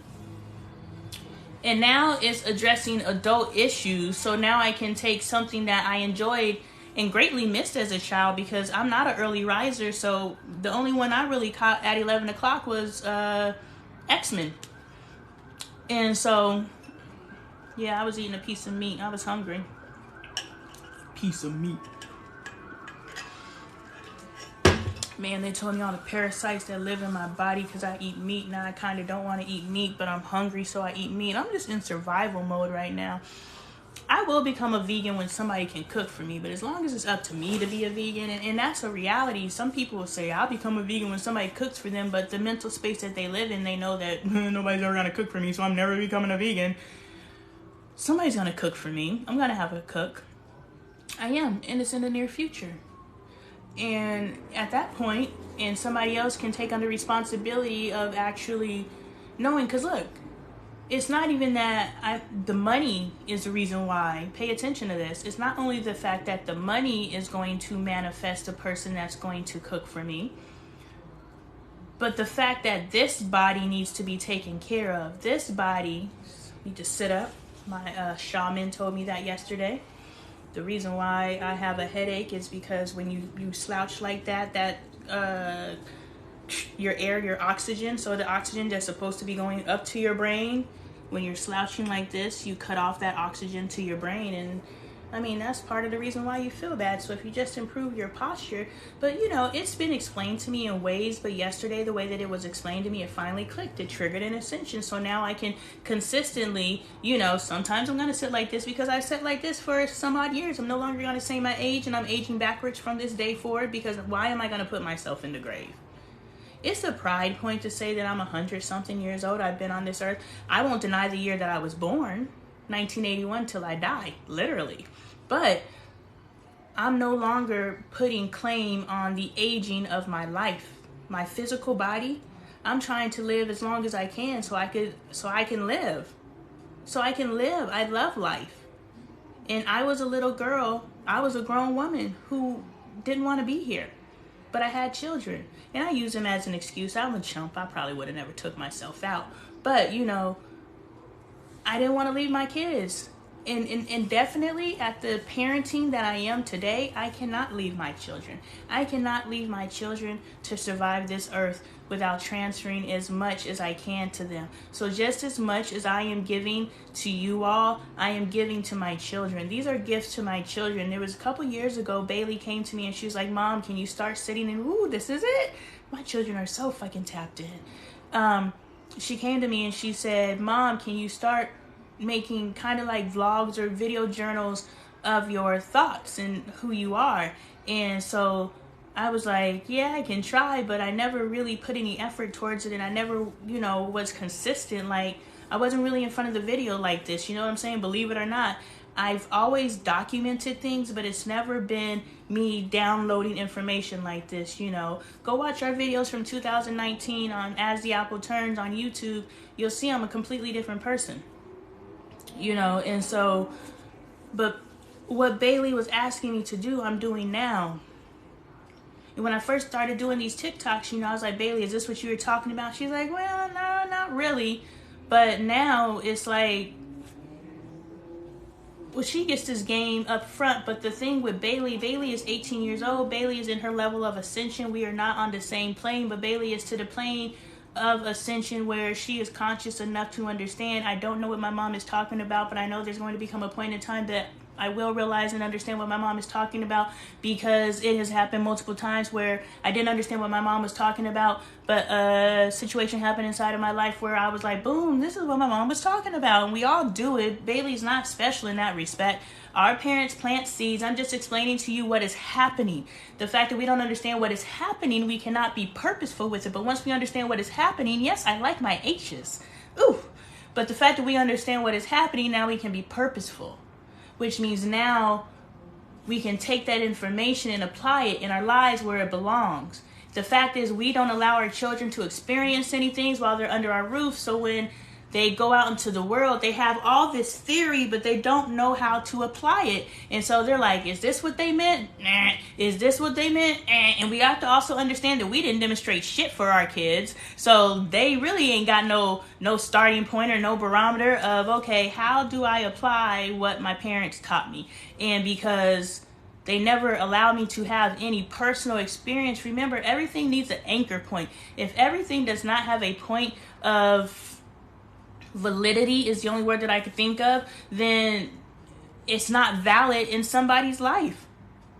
If I give you information and I don't give you an example that you can have an aha moment with, it's just information. Unless you have elevated to the level of consciousness where you can receive information, you're just like, I don't know what this is for, but I'm going to receive it. I don't know what that was. Things are manifesting, and I'm going to allow it to manifest, because maybe this is me coming into my divinity. And I've also, boom. So, oh girl, sorry to cut this off, but this is important. This is a story that I was telling previously, but I forgot, but this is a very important. I was talking to a girl. She's got 20 years in the tarot card reading game. She's legacy tarot. She grew up in it. She's of it. It's never been repressed out of her. So she has all this self-hate that she has to work through before she gets to where she's going. If you are a spiritual being and you've been looking for your spiritual community, I'm telling you, Mind, Body, and Beyond Wellness Center in Phoenix, I don't know .com. I don't know the address, but if you go to the website and you book your services, it's a collective. So all of us are just paying a membership to be there, and we build our businesses.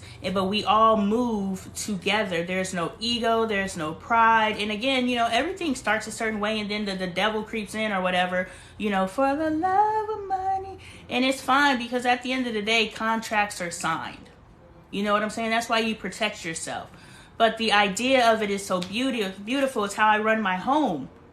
It's what I was trying to talk to this woman about with all of this legal language that I was saying, like, look, I can help you grow your vision. Whatever your vision is, that is how powerful I am. Every place that I've gone, I have improved it my entire life. I may be there in my lowest point in my life, which is what brought me into your life, right? If I wasn't in my lowest point, I couldn't come to you. Whatever message that has resonated with you that I have delivered could not have come to you if I had not reached that low. Do you understand? So I have to go through what the things that I have gone through in life, and now I am to the point where I'm teaching you how to accumulate wealth. I'm teaching you how to manifest. I'm literally manifesting legacy in front of you. I'm literally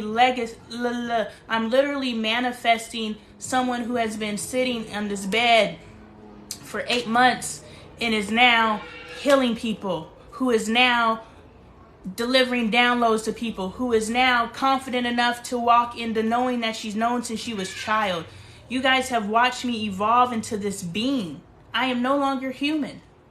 I don't identify as humans do, but I was aware enough in that process to understand to retain that stuff. And some of that stuff I retained, the cheat code is right here.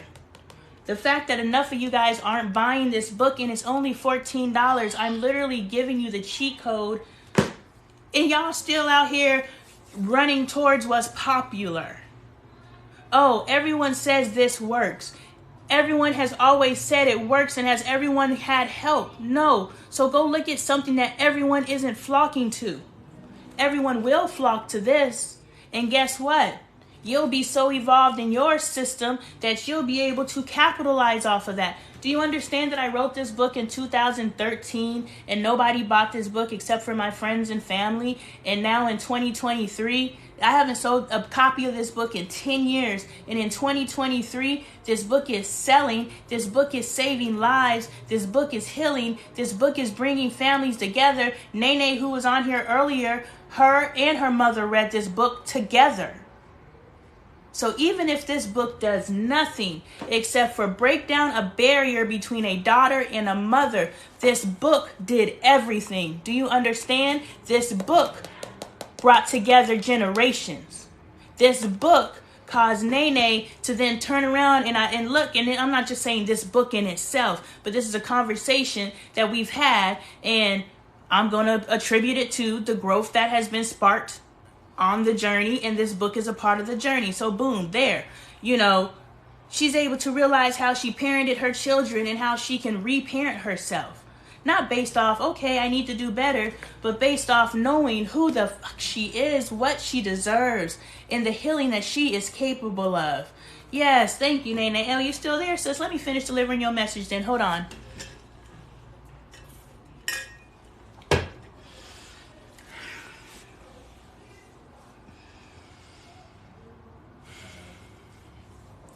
So me and Dre's issue wasn't that he wouldn't do the workbook with me. It was just that I just been coming so hard at him that he's just so frustrated with me trying to change him, trying to cause the awakening. Because what you have to understand, Nene, is these are ascensions and awakenings that's happening. It's not just learning to work together. That's the superficial shit. And I don't know what level you're on, but I'm telling you what level you need to be at. The level that you want to change lives, you are not at the level of, okay, he stopped smoking and that's why his temperament changed or whatever. No, we want to dig a little deeper. What was the shift that he was able to make to stop smoking?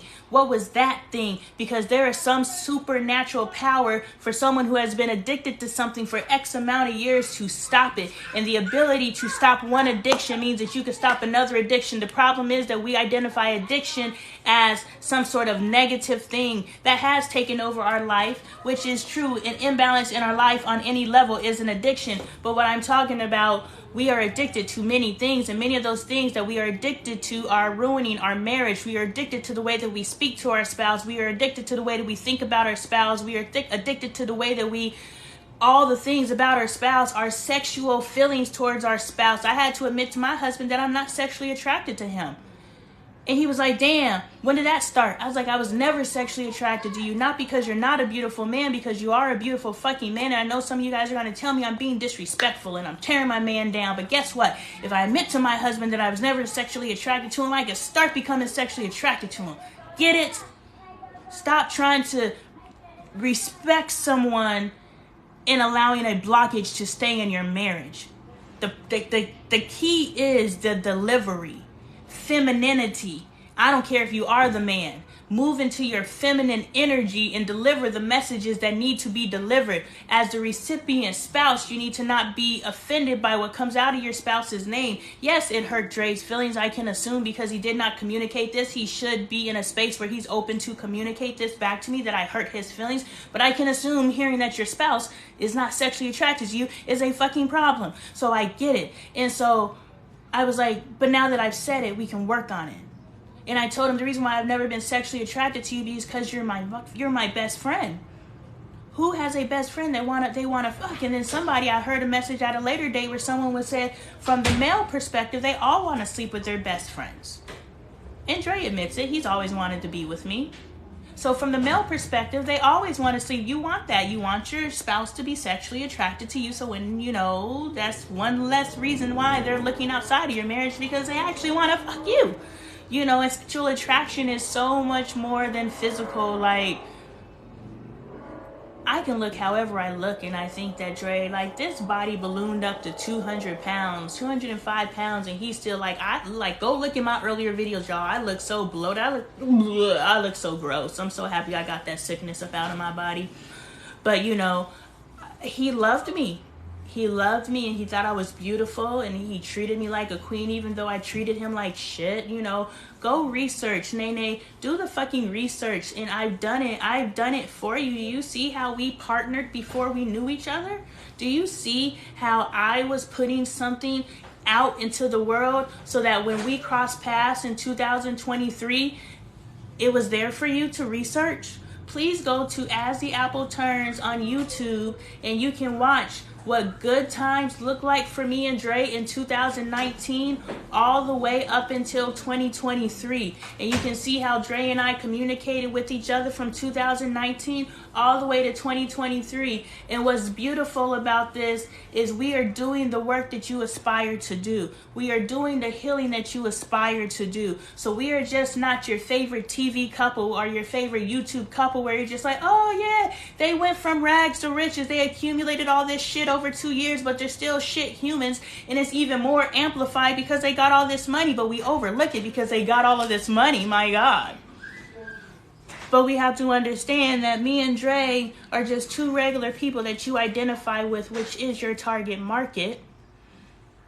And you can watch how love transcended. Do you understand? Do you understand that we have demonstrated the many stages of love, the many stages of success? We have survived every single one of those stages. Thank you. We have survived every single one of those stages being verbally abusive. All the stages. I don't know if I recommend this book, but get you a book that talks about, you see why you popped on this live, friend? You got some more research to do. Get you a book that talks about the emotional abuse. Look, you're a wise woman. You could read this dull ass book and pull out everything you need. So go ahead and get this book. I typed in emotionally abusive spouse because I admitted that I was emotionally abusive. Well, I wanted to know. I'm like, shit, I ain't the motherfucking problem. Hold on, let me see. No, I knew that I was a problem. I just didn't know how to fix myself. So I went and got me a book, but I never read it. And realize everybody's a manifestation of everything. You understand? Everybody's a manifestation of everything. Nobody's guilty. Somebody commented on one of my videos. I mean no disrespect, but is he gaslighting you? Yes, he is. And do I gaslight him? Yes, I do. Let's look at it. I was going to film a video, but since we're here, hold on. Not all emotional abuse relationships are alike. The 7 types of emotional abuse relationship. Man, there is a little fold right there, but I just be turning. There's a fold right here too. Hold up. So y'all don't try to dispel magic. I'm trying to teach y'all how to identify magic in your life. There's a fold in that page right there too. So why didn't I stop on this one? But I stopped on this one, which is the one I need to be on. So I'm just saying, y'all go ahead and discount Spirit if you want to, because I'm on the wrong part. Clear, consistent pattern. care. Okay, this is the one before. It is telling me this is the end, bitch. You need to stop. You need to get to the back, to the front. Patterns of abuse. Domination is a pattern of abuse. You're going to have to look these up. Verbal assaults. Constant criticism. Continual blaming. Abusive expectations. Emotional blackmail. Unpredictable responses. Constant chaos. Creating crisis. Character assassination. Gaslighting. We're all only aware of gaslighting. There's a multitude of abuses out there. Sexual harassment. Clear and inconsistent patterns. Overt and covert abuse. Intentional and unintentional abuse. Do you understand? There's a lot of healing that needs to take place before we just put a band-aid on some shit. Don't write no book from a perspective where you putting a band-aid on a wide open gaping wound that needs help. Are you going to help people? Are you going to heal people? Or are you just going to make them feel good? You have to decide. Look, neither one. It's your intentions. And that's something for you to be honest with yourself with. If your intentions is to get this money, then produce something that feels good. But if your intentions are to heal, then you need to get down and dirty, and your numbers may be low. But guess what? Those numbers that you are getting, you're actually healing. So you find the joy in that number. You find the joy in knowing you're helping people. This live ain't grew past 3 views. No, I have 4 viewers at once. This live hasn't grown past 4 viewers. But guess what? I know every viewer that I have at the time that I have them, I'm helping them heal. You hopped on at precisely the moment. Well, you didn't hop on at any time. It's because I know you asked me a question. That's why I tell you guys, ask me a question. I may not know the answer in the moment. I could give you, Lonnie can answer it, but I could download a message in the time that it is, but all the things had to come together in the time that it did in order for me to download the proper message. I had to have the different exposures. I had to have the different things happen to me in order for me to get you this information. And like my mentor told me, I'm about to run my husband off and he's about to leave me and I'm embarrassing him. And I was like, well, he doesn't tell me I'm embarrassing him. And I literally asked him, am I embarrassing you? But I can understand, even though he's not in the space to communicate to me, that I am embarrassing him. And maybe he's not embarrassing him, but maybe the knowing that the other people think he's embarrassed, that's giving him attention that he doesn't desire. So it's not coming from a space of embarrassment, but it's coming from a space of, you're giving me attention that I don't desire. I allow you to put me out like this because I understand it is your higher calling. Even though I don't know on the surface that this is your higher calling, I receive it within my soul that it's your higher calling. Because how many men out there will allow you to use their lives as an example to heal other people? I only know one, and I am married to him. And so my husband understands my mission here on this earth, and he understands the place that he plays in my life. But I had to figure out what place he plays in my life. He understands what place I play in his life. I had to understand what place he plays in my life. That's a fucking tongue twister. I'm allowed to miss my words up in that. Anyway, I had to figure that out. And back to the sexual attraction, he's my best friend. I don't want to sleep with my best friend. Guys want to sleep with their best friends. Girls do not. Because if girls did want to sleep with their best friends, they would have slept with them. So the only way that a guy is able to be a girl's best friend is because she is allowing it to be a best friend situation. So men who are afraid that your girlfriend is going to cheat on you with their best friend, it is when she decides. It doesn't matter how bad he wants her. It's when she decides. And if she does cheat on you and she says it's because of him, she's lying. Because the woman is the reason why. That is the difference between a SA and a consensual experience. She allowed. So if a woman ever turns around and says she slept with her best friend because he pressured her into it, she is lying.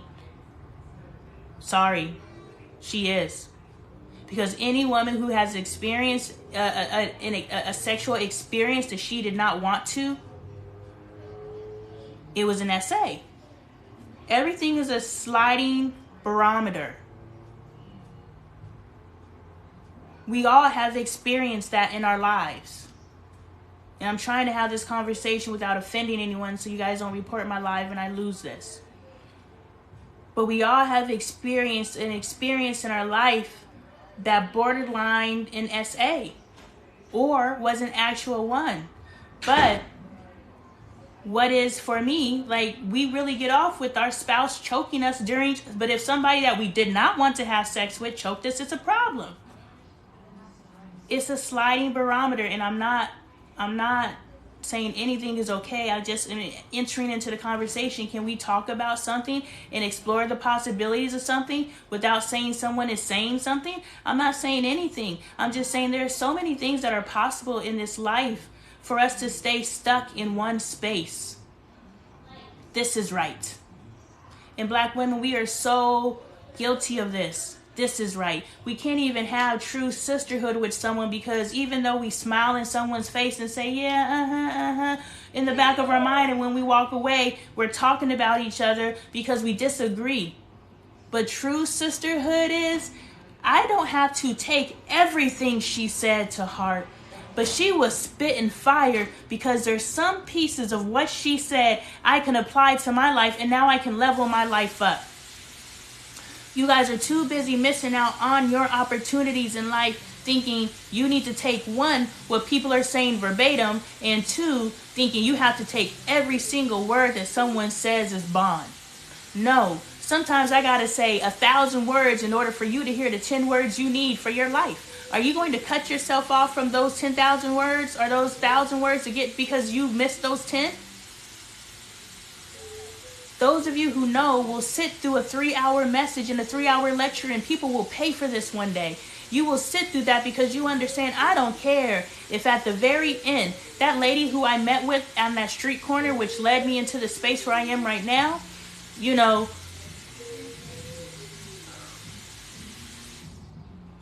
the reason why we met did not come to light until the last 5 minutes of our conversation. We sat and talked for 2 hours, and at the very end of our conversation, I said, do you want to start a sister circle? And she's like, yeah, we can do it. And so we sat through 2 hours of energy exchange, both looking into each other or at each other, depending on level of consciousness. I read people, so I'm looking into people. And so I'm sitting there and I'm computing and checking against, is what you're saying matching up to what you're displaying? Is what you're saying matching up to what you're displaying? And that's how you allow people to access you another day. At the moment that these 3 dots, the Trinity, the moment that one of these things don't let up, it's like fucking Operation. It's a done deal. I can't fuck with you no more. But in that, if I see an inconsistency, if I can say something to that inconsistency and you don't get offended, then maybe we can keep playing. And if you're able to elevate and realize, boom, the reason why you attracted me into your life in the first place is because I'm a mirror. And so the only reason why I'm pointing something out to you is because this is a growth opportunity for you, instead of bucking up against me. Oh, you think you flawless and you think you all that because you over there calling out one thing that I do wrong, but you do this, and this. Why do you have to tell your friend? Why do you have to tell your friend about themselves when you're upset? Why can't you tell your friend about themselves when things are good and you're loving on them? And hey sis, here's a way that you can level yourself up. Why isn't that the more loving gesture? Instead, we just keep all these different things, or all these different things that annoy you about your friend that you tolerate, and still call them your best friend. Y'all wonder why you got these frenemies and shit. Because you don't talk to your friends. You don't talk to your people. Okay, Nene, you're still there. Let me finish downloading your message. So relationships, Dre didn't want to hear. He didn't want to take the time out from what he wanted to do. I got offended and I told him that I don't want to do it. And I didn't tell him I didn't want to do it anymore. My energy said I don't want to do it anymore. And then I wanted to be separated from him and say, yo, you don't want to do it, so I don't want to do it. And I could do it without you. But then I ran into the roadblock that I can't do this without you because it is a couple's journal. And so you need to talk to the people who can't even get their spouses to sit down. You got to talk to the people. My mentor, messaged me and told me I'm going to run my husband off by being too assertive. So now trying to figure out how to move into my feminine energy, she was just like, bow down to your husband. That's how you move into your feminine energy. You literally, these are my words. This is Goddess Isis. You need to bow down to your husband. She told me, give that man whatever he wants, suck him, whatever you need to do, because this man's about to leave you. And I was just like, I understand what energy you're picking up, because I picked up the exact same energy when he began willing to have the conversation about divorce with me. He is now starting to accept it. And a part of that is I've threatened divorce enough times in my relationship that my husband is now receptive to the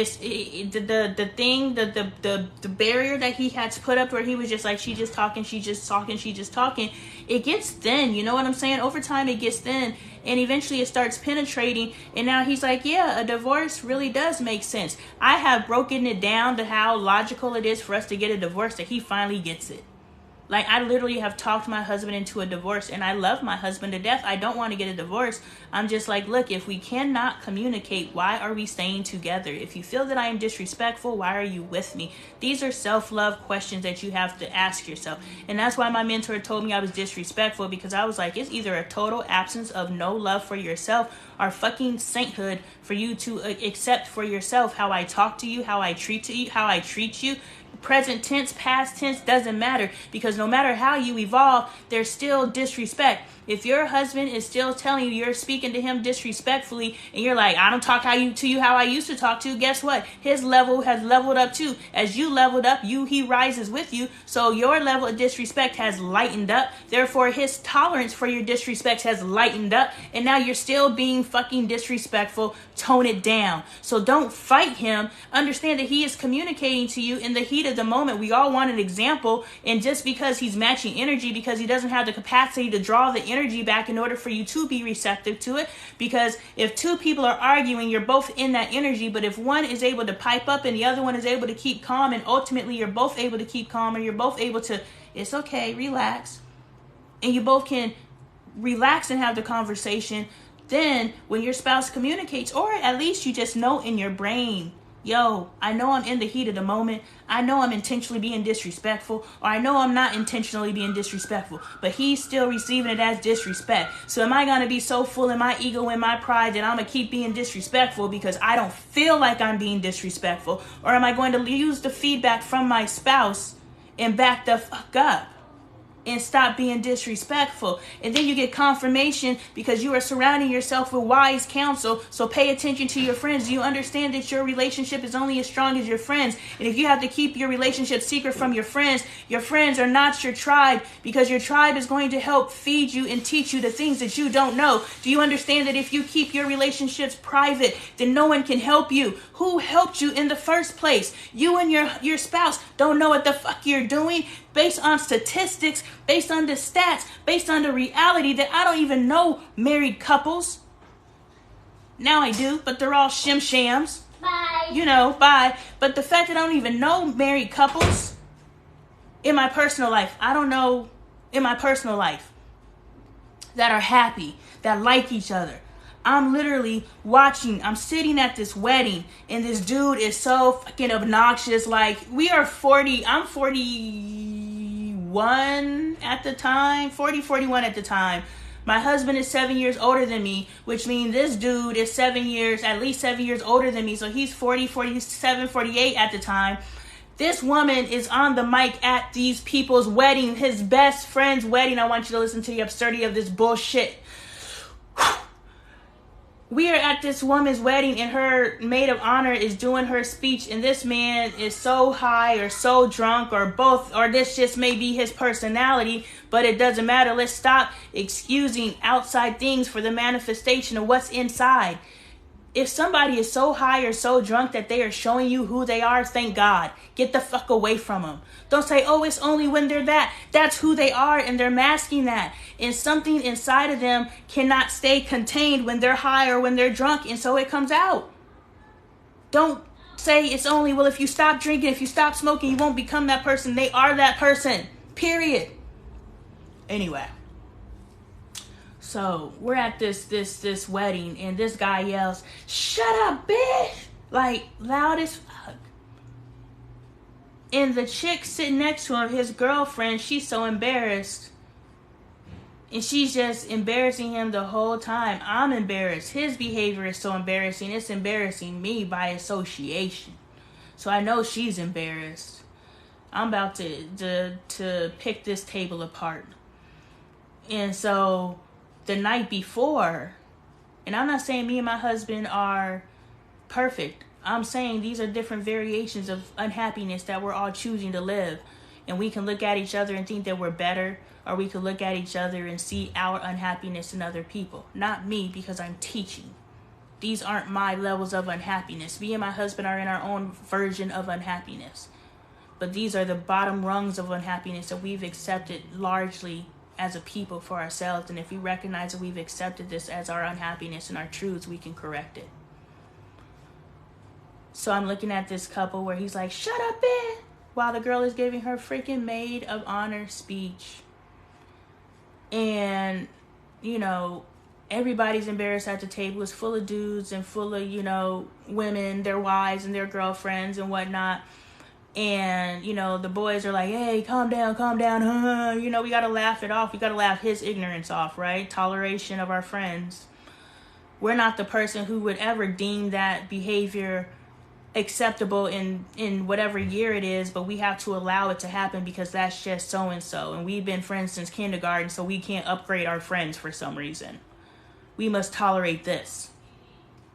And he feels he still relates to you guys by being this character, so he still manifests this character, so he's never done the work to evolve himself to the next level. So even if he wanted to be someone different, he doesn't even know how to be someone different, because the work that it takes to get the next high off of a behavior means that you have to lose the attention from the high that you're getting from the behavior. Do you understand? You have to release one end to gain another end, but there is a free fall in between releasing what you used to get attention for to aligning with now what you do get attention for.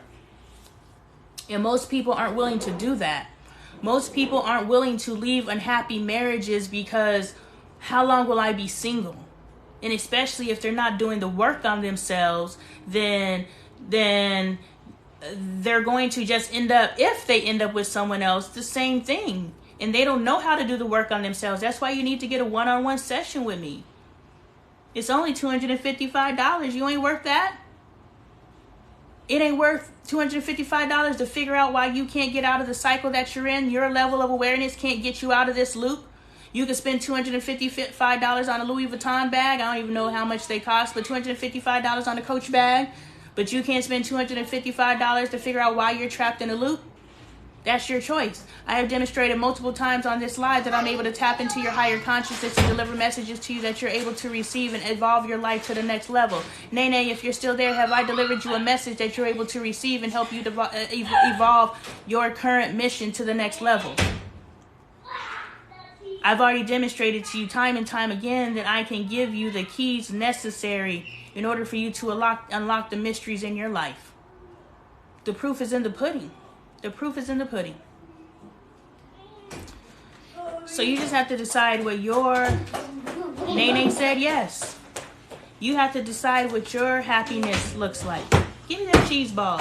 You want that cheese ball? Yes. Can I be ignorant and eat a cheese ball online? I haven't eaten all day. I'm supposed to be in massage therapy class, getting my license to be a masseuse. And now because I know you can't eat all day because you I'm doing my practical right now. Yes. I'm doing my practical stuff. Yes. Hands on. But I gotta do my theory. Yes. I ain't no damn masseuse. Wait, where my... I be working in bodies, so I love... Look, be quiet. I love humans as long as they keep their mouths closed. I like you guys. As long as you don't talk. As soon as humans start talking, y'all start getting on my nerves. Hey. But when I'm in the massage room and I'm giving people massages, I'm passing divine love energy into them. I am loving on them. And it don't matter how big, it don't matter how small. Watch out. It don't matter. It's such a beautiful moment between humanity. It's almost like, stop. It's almost like when my mom had her stroke and I didn't know she had her stroke. Can you stop? I want both of you to make your best decisions right now. Are you making your best decision? Yes. No, you're not. Go take a shower. You are. You're fine. It's you. Go take your shower. You have school tomorrow. I don't. Tomorrow's Friday. I don't have it. Tomorrow's Thursday and you do. Tomorrow? Even if tomorrow was Friday, you would still have school. So go take your shower. How is Thank you for being compliant. Anyway, what was I talking about? I don't know. So let me finish downloading your message, Nene. Anyway, I think I gave you some good stuff. Wait, I remember you was talking about. What? You was talking about if you don't like people talking. Yeah, thank you. Stop touching my straw. Is that your best decision? Go get some business. Okay. Yeah, I like people as long as they're not talking. And being a masseuse, like, this is my life trajectory. This is what I'm supposed to be doing right now. How the hell did I go from sitting on my bed to doing massages? If you're doing massages, Reiki infused massages. If you do massages, So I'm working on your energy blocks, and I'm working on your chakras and unlocking things. That's what I do. Healing people. Ain't that something? Ain't that something? It is awesome, friend. Ain't that something that I went from that to this? God is amazing. God told me today when I was riding down the street that my elevation can't be linear, which means I can't blow up off of social media alone. Oh, hey, mama. I bet she got them powerful magical hands, right? But God told me I can't come up off of one avenue. I have to come up off of multiple avenues. Because if I come up off of one avenue, you guys are going to say that's how she did it. You understand? Mm-hmm. That because we don't believe in magic anymore, and we are attached to this physical manifestation of things. I gave you enough, Nene. Come back later when you need your next chapter. Anyway, this is my gift to you. I'll write your book. You put your name on it. I don't care. There's plenty of money out there, and you can keep this audio for your records. There's plenty of money out there. There's plenty of ideas out there, and whatever the fuck I just downloaded, I forgot already. I don't care. That's how much in the wealth and abundance I know. What's for me is for me. And what God gave me for you, God gave me for you. So as you write this book, because you need to rewrite the book. That's why I didn't read it. You on this level. I'm about to take you to this level. You understand? I'm going to, free of charge, because you're a part of my community, I'm going to take you from here to here. So I want you to, the seeds have been planted. The seeds have been planted. So I want you to release the thinking of, I have to go and study what you said. Do go expose yourself to it, okay? Go expose yourself to the videos and all those different things. But what I've said tonight, I know I told you to record it. You're more than welcome to rewatch. But I want you to release the thinking that the only way that I can respit what she spit is if I study what she said. Now you're just a regurgitator, right? And we're more than regurgitators. But what has happened here tonight is I planted seeds. Now you understand, a seed is just a singular thing, right? But what happens when a seed breaks open? It breaks into all these different roots and all these different points, right? And so one thought is a seed. But then when it takes a hold into your brain, it opens up and it goes into all these different areas. So I planted seeds. I planted a bunch of little seeds in your head tonight. Whether you never watch that video again, know that those seeds have been planted in your head. And the next time you sit down to write, because those messages were not me. I'm sure at this point you've been watching me enough. You know the difference between when Lonnie is talking and when her higher consciousness is talking and I'm tapped into other stuff. And so put my roots back. Don't come in my room messing with my stuff. That's the problem. You're being disrespectful. Put it down. Sorry. I understand you were unaware what it was. But please leave my things alone.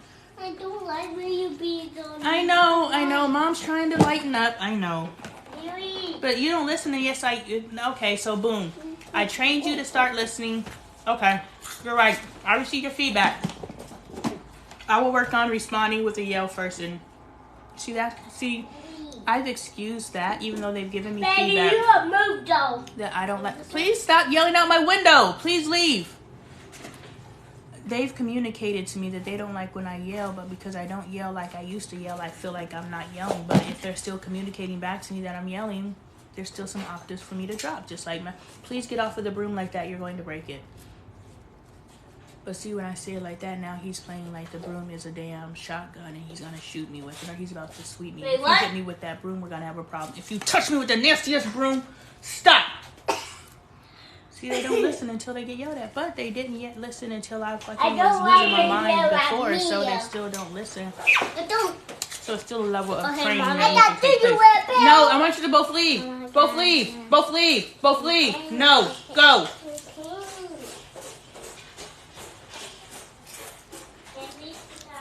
I'm sorry, right or wrong, that's what works right now. I don't have time to learn a new parenting technique, so I have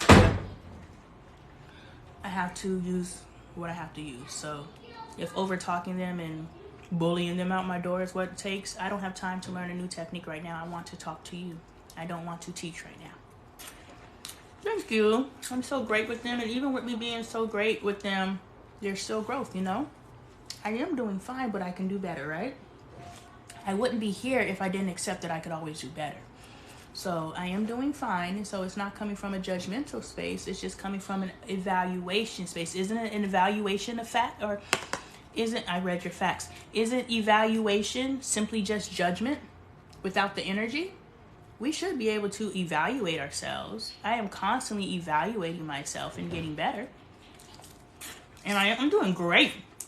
The way that I used to redirect my kids in the past, I would actually turn the video off because y'all can't see how I redirect.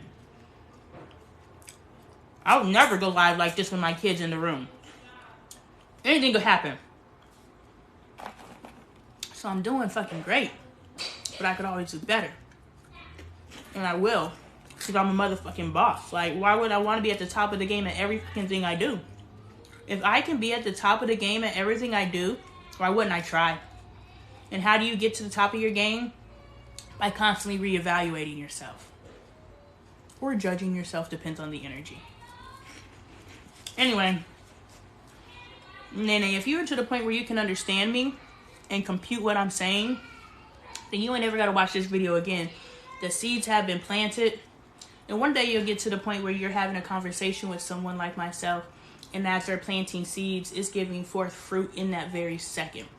That's where my mind is. As soon as someone says something to me, it automatically goes, psh. That's why when you guys say, you think so fast, you make all these connections. I've been practicing my brain my entire life. You understand? So when someone plants a seed, it automatically sprouts and roots and gets forth fruit. So that's just how my brain works. I can teach you too. But anyway, just know it's done. Your life is going to start showing you how to level up. Intentionally live your life from this moment forward. Visualize in your head. I'm teaching you. You might want to record this because this is instruction. This isn't theory. Well, this isn't. Remember I told you magic. Laws. Magic and laws have a set math. Alchemy is math. There's no corner cutting in math, right? That's why I've always hated math. I could manipulate every single subject because it wasn't concrete except for science and math, and I was always bad. That's why we don't like science and math, most of us, because it deals in absolutes. But if we could train our brains into living and dealing in absolutes, then we can master a lot of shit, because this life is magic. This life is a code. It is a code. And I've unlocked it. But you have to... I feel pressure because I told you to record, but I lost what I was talking about. What was I talking about? Okay, I'm back on my annual walk. Some coming in for a few. I appreciate you. I was talking about something good too. What was I doing? I was coaching you. Oh yeah, record this. This is what you're gonna have to do. Visualize and just pick one goal, especially so since we're talking about your book. Visualize what it is that you choose to achieve at the highest potential. And a bunch of eyeballs are flying at me. And I'm thinking I'm crazy, but now I'm thinking you want eyes on you. You want attention. And I'm not saying that's a manifestation of something bad. I'm just saying you want to get recognized. Whatever that recognition is for you, that is what it is for. Shit, I want to get recognized. I want people to see me. I want this content to go as far as it possibly can. Why? Because then this message goes as far as it possibly can. And because this message goes as far as possibly can, now we're causing more healing to happen. So yes, I want eyes on me. So please remove the ideology that wanting attention for the work that you're putting out is any type of negative, except for the more eyes that are on you, the more that this message that you are trying to put out, or remove that word, boom. The message that you are putting out into the world is being received. There's nothing wrong with that. So you must sit in meditation. And this is why visualization, we all have photographic minds. They lie to us and say photographic minds are unique. No, it's the power of visualization. If we all realize that we can visualize our power. So I want you to visualize what it is that you are trying to achieve with this book. What are you trying to achieve with this book? And I need you to put that on the highest possible point in your mind's eye.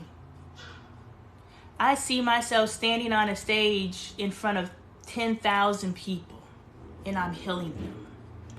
I'm healing them with my words. I'm healing them with my awareness. I'm healing them with my energy, and I'm just healing them. And I'm able to heal by the thousands at a time.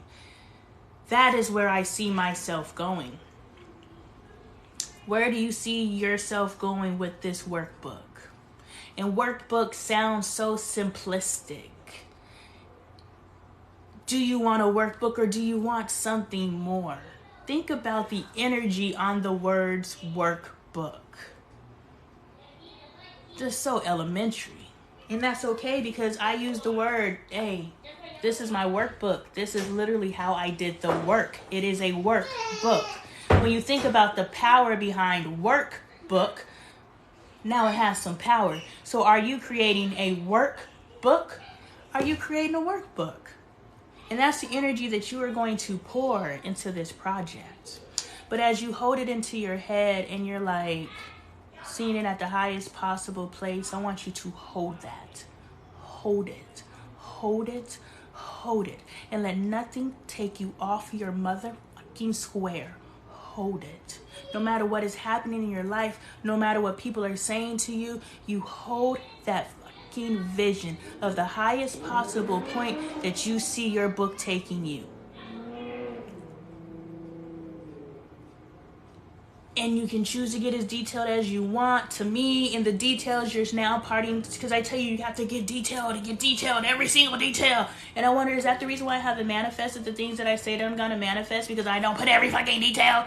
But then I think when you put every fucking detail, you are limiting God. Yes, you are telling universe exactly how you want it to happen, but if there's a million fucking possibilities of how it can happen, why am I going to tell God to do it this one specific way? I don't know. You move how you believe. I'm still working it out. That's the theory. I'm working out the practical application. There's got to be truth somewhere in between. When I figure it out, I'll let you know. But anyway, the key to your success is staying consistent and holding that vision, not allowing anything to get you off of your square. And it's going to be difficult in the beginning because what we have received as healing and evolution and spirituality and all those different things, what we have received for that is brokenness, i.e. I'm up, I'm down, I'm up, I'm down. I don't even ask people how you doing today. If you ain't doing good, I don't want to hear the shit. Because you ain't on your healing journey, or you're stuck. You are stuck. If you have evolved from having crap days at the lowest point, people don't even ask you how you doing. Boom, here we go. This is confirmation. People don't even ask you how you doing because you're fucking Eeyore and you know you're having a bad day. You're having a bad day. I had to open my eyes to see if my shit's still recording because all kinds of things. Low battery, out of space. They don't reported your live. You know, so I had to make sure I was still recording. But, you know. You move from the place where nobody even asks you how you doing because they know you're in a shit mood. You're having a bad day. And then you move into the space. Sometimes you're having a good day. Sometimes you're having a bad day. And then you move into the space where I'm at. I realize I'm God consciousness. And I say consciousness to make you guys feel better. But I do know I'm God. You are too. But you got to come into your knowing. I can't tell you that. But you come into the space that you're like, God created the heavens and the earth. And then created man. You think that God created man completely separate of himself? You think God was like, I'm gonna make you, even though when you're growing in your mom and dad's belly, it's really his sperm and her egg, and you're a part of them. But when I created you, you're completely separate from me. Nah, y'all gotta think bigger. The day that I woke up and realized I was God consciousness here on earth, I never had another bad day. I've argued with my husband. Things have happened. Losses happen. Everything has happened. And I haven't had a bad day. Why? Because does God have bad days? I mean, you guys have read your Bibles, right? You want to know the vast majority of Christians haven't even read their Bible. They really, hey, how you doing? Woman of God. You know, the vast majority of, sorry, I've been saying this particular, a vast majority of holy people have not actually read their holy book. All of their knowing of their holy book is based off of what their pastor tells them. Or their parents told them. And so, you don't even really know what's in that book. But they're walking in it. I reposted a video today, I think, about this guy doing this rap about all the hypocrisy in the church. Mommy? I don't want to talk about that. That's what got my live cut last time, questioning the church. Why you eating the I know, because I'm hungry. It's like a nervous tick. I just got to keep eating. Boop. Not touching my face. Keep your hands to yourself. No, I don't want to boop you. I don't want to boot. Go. I get it. This is your love manifestation, but go. Hi, Di. And me, Dan. And you. You the button. Where will be you up? Why you gotta fight everybody? You ain't gotta be that guy. Stop. See, you done messed up. You done pressed it. You ain't supposed to touch the touch screen now. Go on about your business. Go. You got to shine. Mom let you shine because she forgot what she was talking about and I couldn't bring it back.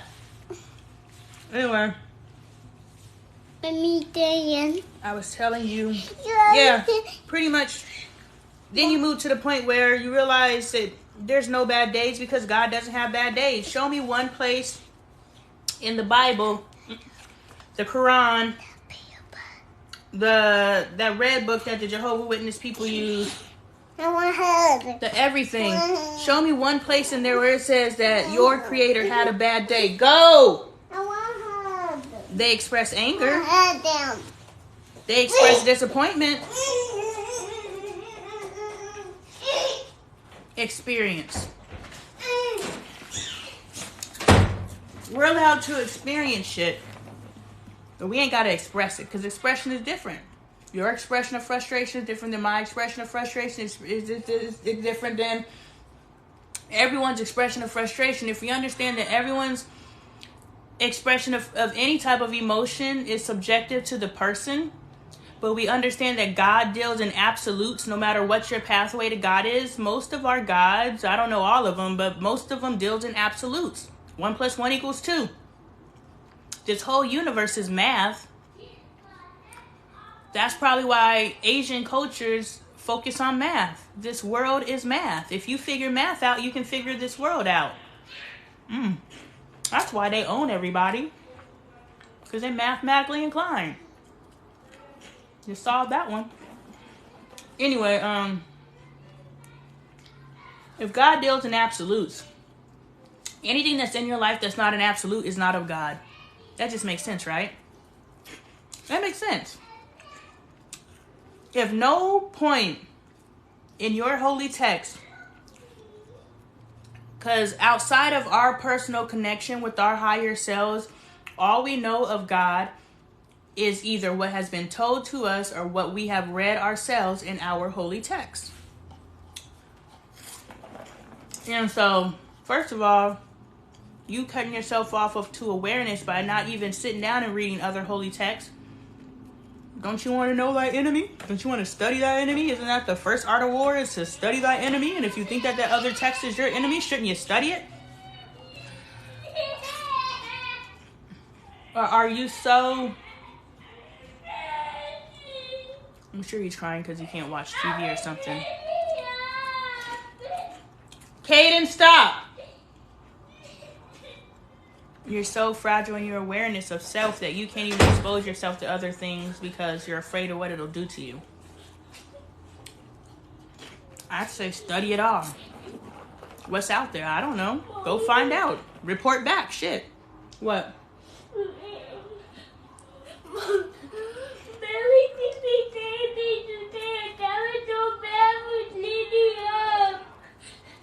That sucks. No, y'all coming in here because y'all done did something, now you don't want to own up for it. They ain't got nothing to do with me. Y'all need to learn how to take accountability. Leave my things alone. Take accountability. Leave my stuff alone. Now we could be teaching our kids to take accountability now. You ain't gotta wait. Them playing victims all the damn time. No, take accountability for your actions and use that word, accountability, so now they can make the connection between what's happening here and accountability. So now when they get older and people are saying you need to take accountability, they can root it all the way back to childhood. I've been taking accountability since I was a child. Because of the way that I was raised in my prior exposure, I was unaware that this is a situation that I need to take accountability in. But I know how to take accountability because I've been told how or taught how to take accountability since childhood. Do you understand? It is not our job to cover every possible scenario that a learning may take place. That's impossible. There's so many different variables in life. It's impossible to say when this happens, do this. When this happens, do this. And its circumstances change every time. But if we give our child the formulas, when you see this, and this, it means this. When you see this, and this, it means this. When you see this, and this, because God deals in absolutes, right? The energy isn't the energy unless all of the pieces came together in order to manifest said energy. So if you read the energy in the room, then you know this, and this equals this. You know when a dice game turns from chill to some shit's about to erupt. I was at this barbecue and I watched these two guys walk into the crowd. And when I watched them, it's like they were moving in slow motion, and something inside of my spirit, now I know how to listen to my intuition because I actually paid attention to that moment and moments after that where my intuition was speaking to me to the point where now I could just drop into a download. Ask me a question, I could tap into your higher self and I could answer your question for you. And so I watched them walk into that crowd, and then right after that, everybody just started running. And you know, my ass ran too. I'm black. I was like, oh, you're running? What are we running for? And so that was the end of that night. Who knew my old ass, or sorry. No. Who knew that me in my space in life, that I would find myself at an event where they shooting at. Even though it turned out they weren't shooting. But at the time, I was running, so I didn't get shot. So forever and always, when I tell that story, they were shooting. Anyway. Yeah, you have to understand. God deals in absolutes. So, stop. Thank you. We have to understand that God deals in absolutes. And if we are accepting anything in our life that is not an absolute, it is not of God. Check your God, but I know that's how my God rocks. Ain't no gray area. And if you understand that, and if we're moving in our divinity, Anytime we are in a space of a gray area, we know we need to stand still until we receive clarity. The problem is we say that, but very few of us wait for the true answer. We just wait for the answer that feels good. And trust me, our mind will justify any answer that feels good. But if you truly wait on the Lord, if you truly wait on the Lord, stop! If you truly wait on the Lord, then you'll get your answer. The thing is that we're so impatient, and we don't understand that as master creators.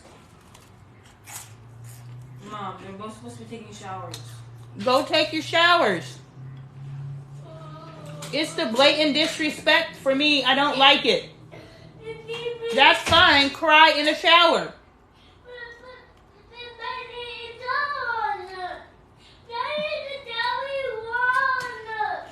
I understand. It's hard. I get it. Oh. Well, I don't know how to respect your feelings if you didn't like that. I understand. I don't think I'm always mean to people, but if that's how you feel, okay. I receive it.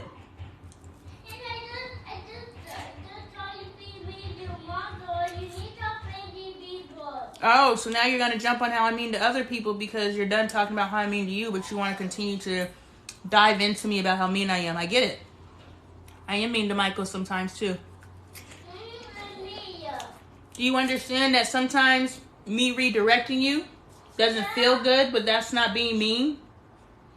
You guys need to take direction without mommy having to, what you believe is be mean. How about you listen while things are still good? Why do you have to create the energy where things feel like I'm being mean to you?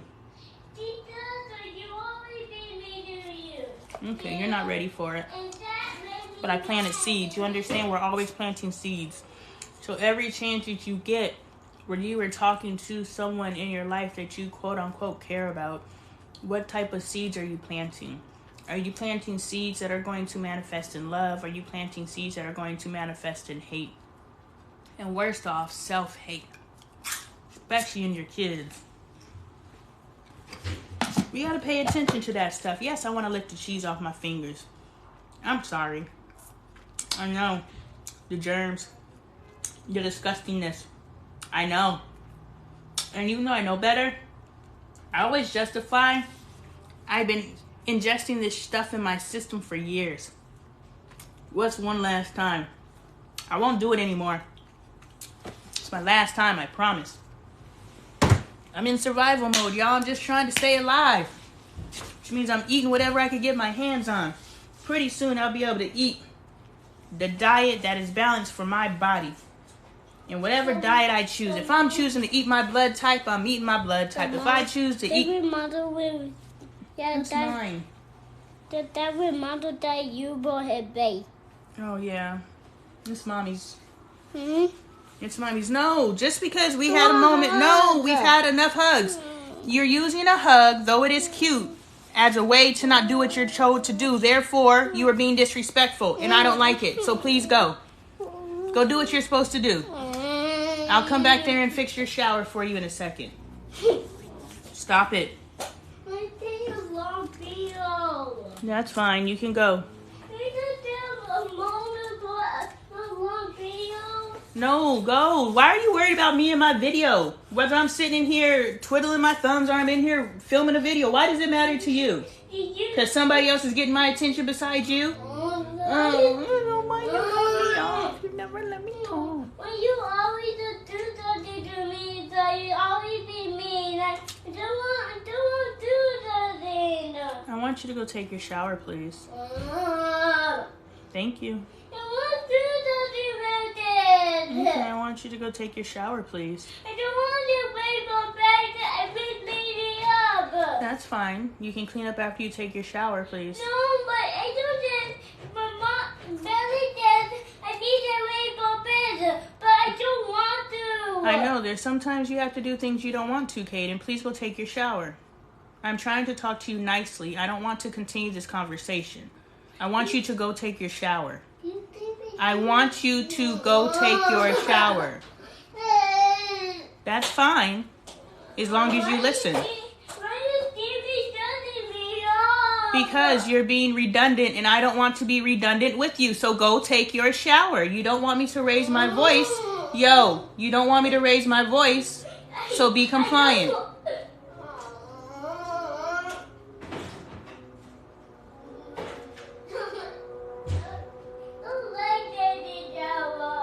I know.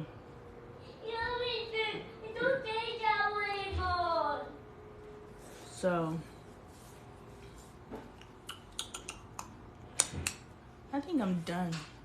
For real this time. I think we've covered a lot of good things tonight. I think we've unlocked a lot of mysteries tonight.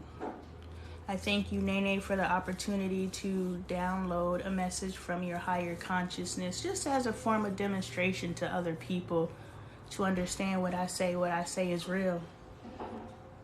So people can understand that I could talk to you from your higher consciousness on the spot.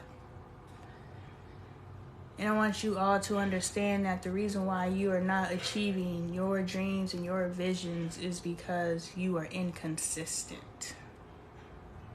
Your inability to hold on to anything in your mind's eye for longer than a day. You guys can't even do a day. I'm going to keep it G, but I was being very lofty there.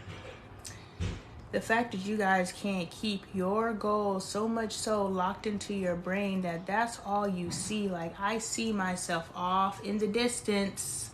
She gets closer every day, standing on that stage, healing thousands. And because I see her constantly, all the time, 24 hours in my mind's eye, that means that my life has no other choice but to create that in reality. Why? Because that's the only way I see myself. The only way I see myself is to be that version of me, which means in order for me to become that version of me, I must stop being this version of myself, which means I must ascend and I must have these different experiences. That's how now I'm giving massages, like, and yes, I have my license and I have to do the practical. I'm doing the practical now. And so it's like, now which child is there and did you take a shower? I didn't hear nobody's water running. Did you take a shower? Did you take a shower? Get up and go take a shower. That's fine. I know you're trying to do your song and dance for attention, but let's go. We've identified what this is, and we're not going to give it energy, so go. Anyway. You have to keep that vision. You have to live it. When I was coaching one of my clients, I told him, this present you no longer exists. She passes away. I literally had a burial for the old Lonnie the other night. When I identified as Goddess Isis, I had a burial for old Lonnie. And she laid to rest. And when I woke up the next day, I was Lonnie 3.0. I told my husband, if you think I'm weird now, you better get ready. Because this is just out there. She accepts everything. Oh, aliens come and visit your house? That's what my little nephew said. I want your son to come over so he could see the aliens that come and visit us every night.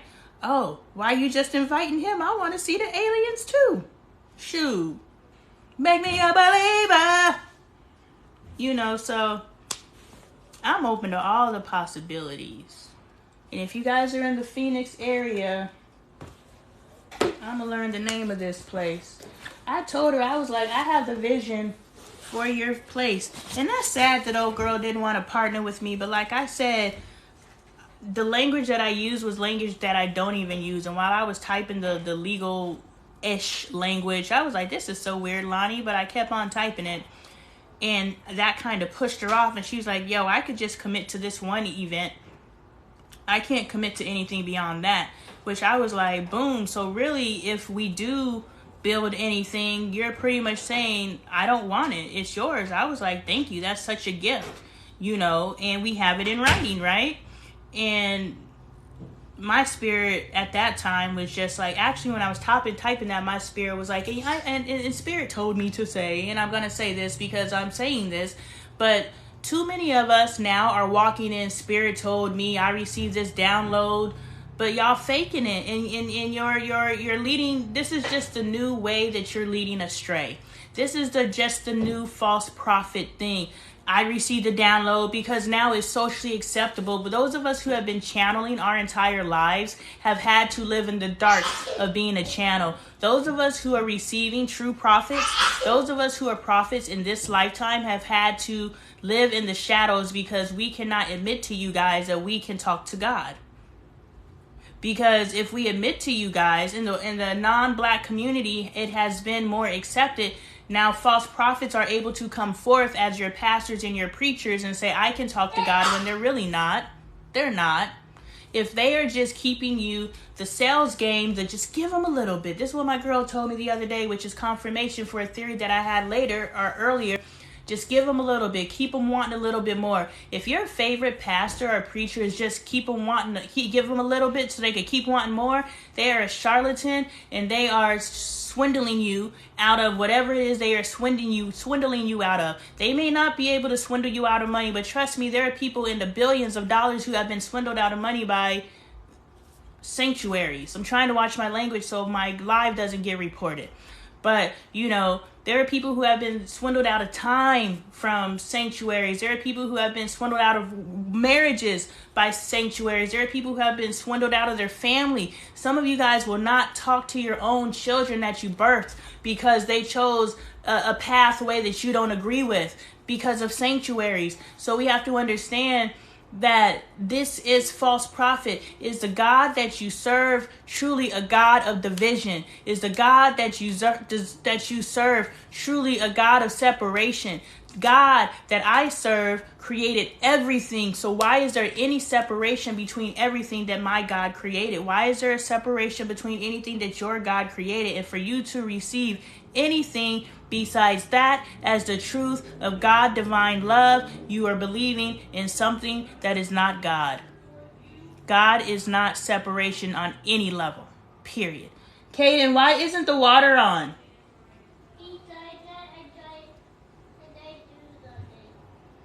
Okay, you got 3 more minutes to do something, and then I'm going to come in there and turn the water on for you, okay? And so we have to understand that if we are not living to our greatest joy and our greatest potential, we are cheating ourselves. Because this world truly is a playground. It's just one big classroom and one big playground. Or it's a bitch. Or it's a depending on your perspective. I'm going through what a lot of you guys are going through, and to me, it's a playground. It's an experience. It's a joy. What's coming to you guys is so terrible that you're willing to take yourself off of this earth. But you have to understand that was your soul's contract anyway, so you think it's the circumstances that are the reason why you want to leave this earth. No, your soul has reached the end of its contract within this, your higher consciousness, however you want to word it. It's all the same variation of the same thing. You don't want to be here anymore. Even if I receive this as a truth, nothing dies unless it wants to.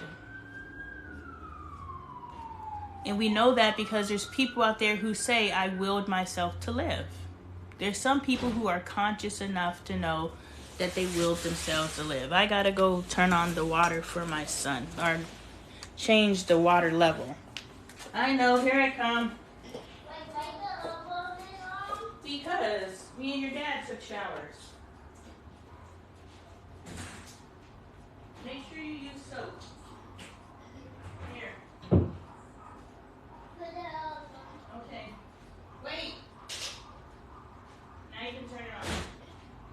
Cover your whole body with white.